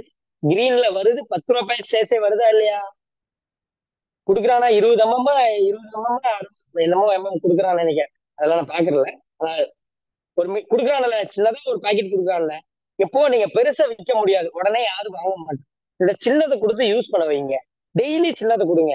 இதை யூஸ் பண்ணிட்டு அடுத்த தடவை வந்து இதை காட்டுங்க. அதை விட குவாலிட்டி கம்மி, இது கம்மியா இருக்கும், ரேட் அதிகம், இது அதிகமா இருக்கு, ரேட் கம்மி, அப்படி சொல்லி வைங்க. சொல்லி வச்சீங்கன்னா கண்டிப்பா விற்கும். புரிஞ்சுதுங்களா? ஆர்சிஎம் உங்க கையில தான் இருக்கு. ஆர்சிஎம் வந்து கடல் மாதிரி. கடல்ல நீங்க தேடினீங்கன்னா நல்ல மீனும் கிடைக்கும், நல்ல முத்தும் கிடைக்கும், நல்ல லைஃபும் கிடைக்கும். இதை நீங்க தான் தேடணும், நான் தேட முடியாது. நான் தேடினேன், எனக்கு போயிட்டு இருக்கு. நீங்க தேடுங்க, கண்டிப்பா உங்களுக்கு போகும். முதல்ல அடுத்தவங்க பேச்சு கேட்காதுங்க. யாரு எதிர்மறையா யாரு சொன்னாலும் அவங்க கிட்ட பேசாது. பேசுறது முதல்ல அவாய்ட் பண்ணுங்க. அவனே உங்ககிட்ட தேடி வந்து பேசுவான். நான் அவாய்ட் பண்ண, என்ன எல்லாம் யார் வேணும்னு சொன்னாங்களோ நான் அவங்க முன்னாடி நல்லா இருக்கேன், அருமையா இருக்கேன், வேற லெவல்ல இருக்கேன். வேணா என்ன வந்து தேடி வந்து பாத்துட்டு போங்க. என் ஆபீஸ் வந்து பாருங்க, என் வீட்டை வந்து பாருங்க, நான் வச்சிருக்க காரை வந்து பாருங்க, பாருங்க. என்னுடைய இன்கம் ஸ்டேட்மெண்ட் மூலமா காட்டுறேன், வாங்க. இது எல்லாமே எங்க இருந்து வந்துச்சு? இந்த ஆர்சிஎம் சொல்ற ஒரு பிராண்ட்ல வந்துச்சு எனக்கு. இந்த பிராண்ட் ஆர்சிஎம் சொல்றதுக்கே உங்களால முடியல அப்படின்னா நீங்க எப்படி டெவலப் போவீங்க? சொல்லணும், ஆயத்தம் சொன்னாதான் காசு. இப்போ ஒரு கட்சி இருக்கு, அந்த கட்சியில அவன் சின்னத்தை சொல்லிட்டே இருப்பான். ஏன்? எதுக்காக? இப்ப சொன்னாதான்ப்பா ஓட்டு விழுவேன். அதே மாதிரிதான் ஆர்சிஎம்ல நீங்க ஆர்சிஎம் பொருளை பத்தி சொன்னாங்க வாங்குவான். சொல்லாம எப்படி வாங்குவான்? ஃபர்ஸ்ட் நம்ம யூஸ் பண்ணணும், அதுக்கப்புறம் சொல்லணும். நம்ம யூஸே பண்றது இல்லை, நம்ம பிசினஸ் பண்ணுவோம். எப்படி? எப்படி? நீ யூஸ் பண்ண மாட்ட, நீ ஆயில் யூஸ் பண்ண மாட்ட, டீ யூஸ் பண்ண மாட்ட, பேஸ்ட் யூஸ் பண்ண மாட்ட, ஆனா ஆர்சிஎம் காசு வரணும். எப்படி வரும்? வராது. எத்தனை வருஷம் வேணா எழுதி வச்சுங்க, வரவே வராது. எப்போ உங்க வீட்டுல இருக்கிற பொருளையும் மாத்துறீங்களோ அன்னைக்குதான் உங்களுக்கு ஆர்சிஎம்ல காசு வரும். இது உறுதி. இதை நான் சொல்ல, எனக்கு கோவகுமார் ஒருத்தர் கத்து கொடுத்தாரு. 2009 எனக்கு சொன்னாரு. இன்னைக்கு இன்னைக்கு அவர் சொன்ன மாதிரி இருக்குது. கோவகுமார்னு ஒரு மனிதர் எனக்கு சொல்லி கொடுத்தாரு. ஃபர்ஸ்ட் சேஞ்ச் யுவர் ப்ராடக்ட் அப்படின்னாரு. அப்ப சொன்னார் என்னெல்லாம் லிஸ்ட். அதை நான் இன்னைக்கு வரைக்கும் ஃபாலோ பண்ணிட்டு இருக்கிறேன். என் அக்கௌண்ட்ல 10 பைசாவா 20 பைசாவா 30 பைசாவா ஏறிட்டு இருக்கு. 10 பைசா 20 பைசா ஒரு ஆள் இருந்து வரலைங்க, எனக்கு லட்சக்கணக்கான பேருக்கு வந்துட்டு இருக்கு. கூட்டி பாருங்க, பெருக்கி பாருங்க என்னோட இன்கம் எவ்வளவுன்னு. காமராஜ் சார் இந்த அளவுக்கு இருக்காருன்னா எப்படி? ஜெயக்குமார் சார் இந்த அளவுக்கு இருக்காருன்னா எப்படி? சுரேந்திர வால்ஸ் இந்த அளவுக்கு இருக்காருன்னா எப்படி? கோகுமார் இந்த அளவுக்கு இருக்காருன்னா எப்படி? ஏன் நானும் கூட இந்த அளவுக்கு இருக்கேன்னா எப்படி? வேலை செய்யணுங்க, வேலை செய்ய தயாராகணும். ஃபர்ஸ்ட் வேலை செய்யறதுக்கு நீங்க தயாரா மட்டும்தான் உங்களுக்கு ஆர்சிஎம் கை கொடுக்கும். நீங்க வேலை செய்யற தயார் இல்லைன்னா கண்டிப்பா கை கொடுக்கும். முதல்ல குறை சொல்றதை நிப்பாட்டிருங்க ப்ளீஸ். குறையே கிடையாது ஆர்சிஎம், ஒன்லி நிறையதான் வந்து எப்பயுமே உங்களை காப்பாது. குறை உங்களை காப்பாது. எப்பா தண்ணி ஃபுல்லா இருந்தாதான் எடுத்து குடிக்க முடியும். அடியில தூண்டு தண்ணி எப்படி குடிப்பேன்? அப்போ நிறைய மட்டுமே பேசுங்க, குறைய பேசாதீங்க. குறை இருக்குதான் செய்யுங்க. எந்த ஃபீல்ட்ல குறை இல்லாம இருக்கு? எல்லா ஃபீல்ட்லயும் குறை இருக்கு. ஒண்ணு இல்ல, நீங்க கவர்மெண்ட்ல எடுத்துங்க, நீங்க எங்கெங்க வேலைக்கு ஆள் எடுக்கிறான்? எல்லா துறையிலும் 10 பதவியில் போனீங்கன்னா முதல்ல 20 பேர் வேலை செஞ்சா 20 ஃபைல் மாறணும். இன்னைக்கு ஒரே இடம் போறீங்க, கம்ப்யூட்டர்ல கொடுக்குறீங்க, முன்னாடி ஒரு அம்மா இருக்கு, அந்த அம்மாட்ட பதிவு பண்றீங்க, கம்ப்யூட்டர்ல கொடுக்குறீங்க, முடிஞ்சு வச்சு 2 இடத்துல பார்த்தா போகுது. முதல்ல 10 பேருக்கு போகணும், இன்னைக்கு 2 இடத்துக்கு பார்த்தா போகுது. உட்காந்த இடத்துல வேலை முடிஞ்சுது. ஒரு சேவை மேல ஒரு வேலைப்பா, யாரையும் பார்க்க வேண்டாம். ஒரு நிமிஷம் இருங்க, ஹெட்போன் தீர்ந்துச்சு. ஹலோ,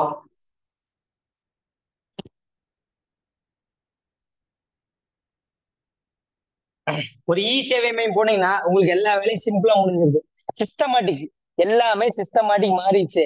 நம்மளும் சிஸ்டமேட்டிக் மாறினா மட்டும்தான் நீங்க ஆர்சிஎம்ல வேற லெவல்ல போக முடியும். நான் ஆர்சிஎம் பொருள் யூஸ் பண்ண மாட்டேன், ஆர்சிஎம் பத்தி சொல்ல மாட்டேன், ஆர்சிஎம் பத்தி பேச மாட்டேன் அப்படின்னா ஆர்சிஎம்ல காசு வராது. எழுதி வச்சுக்கோ, நான் ஆர்சிஎம் பத்தி தான் பேசுறேன். ஏன் ஆர்சிஎம் ஆர்சிஎம் வாக்குல சொல்லிட்டே இத்தனை தடவை இல்ல, நான் சொன்ன கணக்கு எடுத்தீங்கன்னா கோடி, அது லட்சம் கோடி, அது கணக்கே இருக்காது. அதெல்லாம் சொன்னதான் டெய்லி எனக்கு 10 பைசா 20 பைசா வந்துட்டு இருக்கு. நான் ஆர்சிஎம் வந்த காரணம் ஒரே ஒரு ப்ராடக்ட் தாங்க. இருங்க காட்டுறேன், ஒரே செகண்ட்.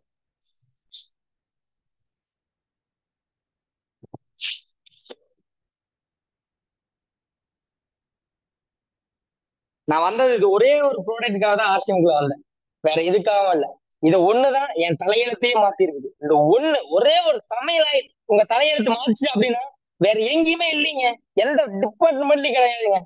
நீங்க லட்சங்கள் சம்பாதிங்க, கோடிகள் சம்பாதிங்க, நிம்மதி சம்பாதிக்க முடியுமா? அது ஆர்சிஎம்ல மட்டும்தான் சம்பாதிக்க முடியும். ஹெல்த்தை சம்பாதிக்க முடியுமா? ஆர்சிஎம்ல மட்டும்தான் சம்பாதிக்க முடியும்.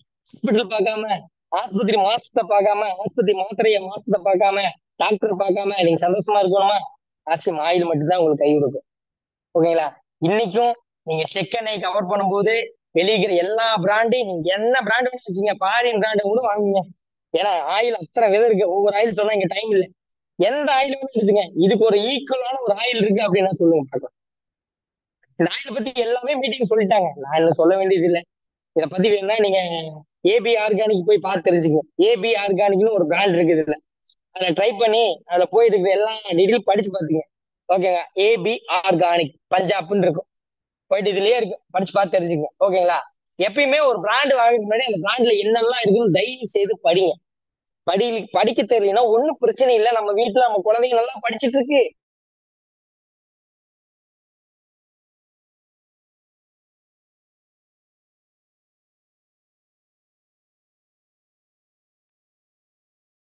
ஆனா மியூட் ஆயிடுச்சு பாருங்கண்ணா.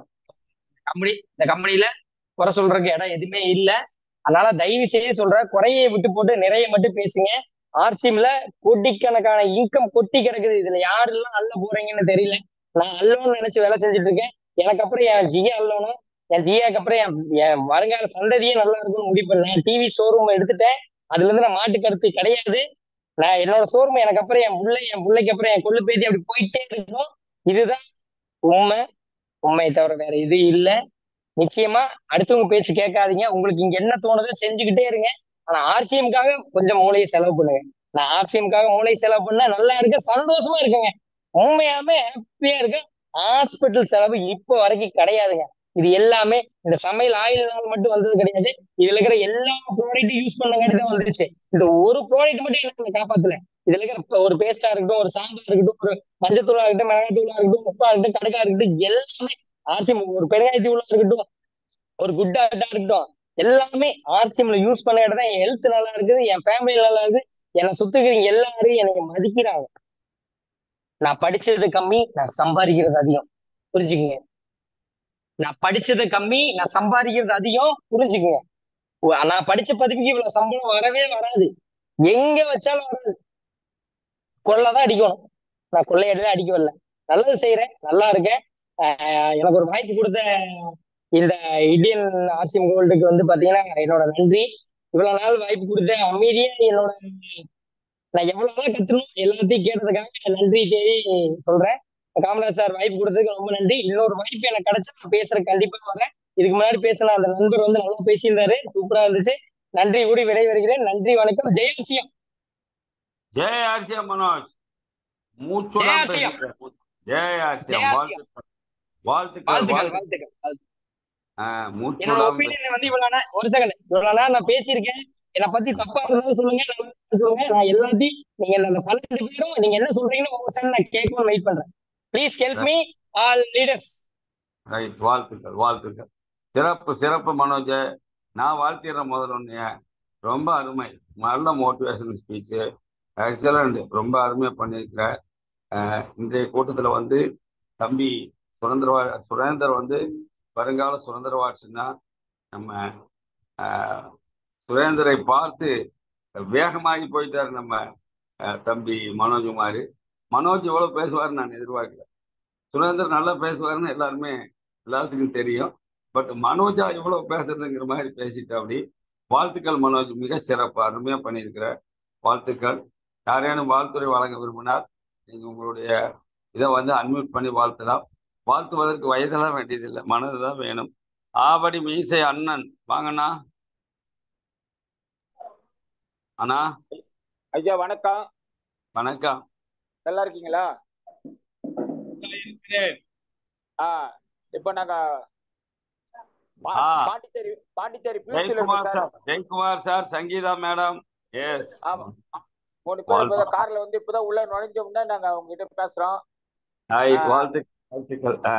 இப்ப டீம் டெவலப்மெண்ட்டுக்காக பாண்டிச்சேரிக்கு வந்திருக்காங்க ஜெயக்குமார் சார், சங்கீதா எல்லாமே பண்ணணும்னு சொல்லிட்டு. இன்னைக்கு வந்து இந்த ஜூம் மீட்டிங் வந்து ரொம்ப சிறப்பா இருந்தது. உண்மையிலே உங்களுக்கு தான் ரொம்ப தேங்க்ஸ் சொல்லலாம். நம்ம ஜெகதீசன் சாருக்கு வந்து உண்மையிலே தேங்க்ஸ் சொல்லலாம். எதுக்குன்னா சொன்ன உடனே ரெக்கார்டிங் பண்ணி எல்லாரும் பப்ளிசிட்டி பண்ணும்போது ரொம்ப ஆசையா இருக்கு. உண்மையிலே இன்னைக்கு என்னுடைய அன்பு மகன் தம்பி, வீடியோல வாப்பா, சுரேந்தர் வீடியோல வாப்பா. இன்னைக்கு உண்மையிலே வந்து எனக்கு ரொம்ப பெருமையா இருக்கு. என்னுடைய அன்பு மகன் நல்லா பேசுவார். இதோட இன்னைக்கு புத்தா ஒவ்வொரு வாசன கவிதையோ ஏதோ ஒன்று சொல்லி எக்ஸாம்பிள் சொல்லி பேசும்போது எனக்கு ரொம்ப ஆனந்தமா இருந்தது. உண்மையிலே நான் 8 அடி பாஞ்ச என்னோட அன்பு மகன் சுரேந்தர் வந்து 16 அடியில 24 அடி கூட பாய்வாருன்னு வாழ்த்துறேன். எல்லாருடைய வாழ்த்துக்கள். உண்மையிலே நீங்க ரொம்ப செம்மையா பேசுறாரு. எப்படி என்னோட மகனை பத்தி நானே பெருமையா பேசக்கூடாது, சொல்லக்கூடாது.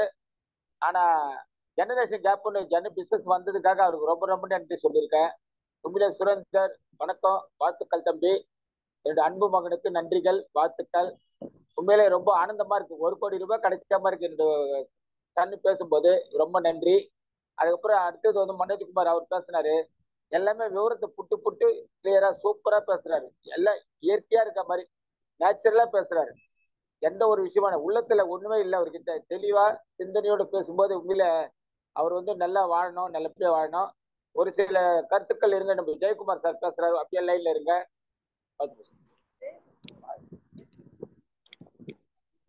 வாங்க ஜெயக்குமார் சார். ஹலோ சார் பேசுங்க.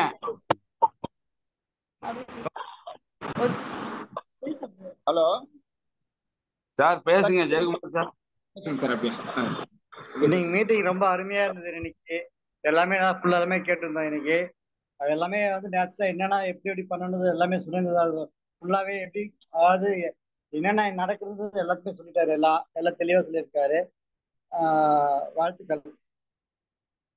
அடுத்து சங்கீதா ஜெயக்குமார் மேடம் பேசுவாங்க. மேடம் எல்லாரும் வாழ்த்துங்க மேடம் ஜாலியா. சுரேந்தர் சாரும் சரி, கோல்டு அவரு மோகனகுமார் சாரும் சரி சிறப்பா பேசி இருந்தாங்க. அதாவது என்ன பேசுன்னு தெரியல அப்படின்னு சொன்னாரு தம்பி. ஆனா வந்து 1 மணி நேரம் எப்படி போச்சுன்னு தெரியல, அந்த அளவுக்கு நல்லா சிறப்பா பேசியிருக்காரு. வாழ்த்துக்கள். நன்றி நன்றிங்கம்மா, நன்றி, வாழ்த்துக்கள், சிறப்பு. நன்றி. Thank you Surender. Bye. Okay okay okay. பாருங்க, பாண்டிச்சேரியில் வந்து பிசினஸ் எடுக்க வேண்டியதா இருக்கு. நல்லா கிளம்பி வந்து இப்போ. ஓகே, ரொம்ப நன்றி ஐயா. எமரால்டு ஐயா நன்றி. ஜெகதீஷ் சார் நன்றி. வாழ்த்துக்கள். தேங்க்யூ. All the best. நன்றி. ஆவடி மீசை அண்ணன் வாங்க. சசிகலா மேடம் வாங்க.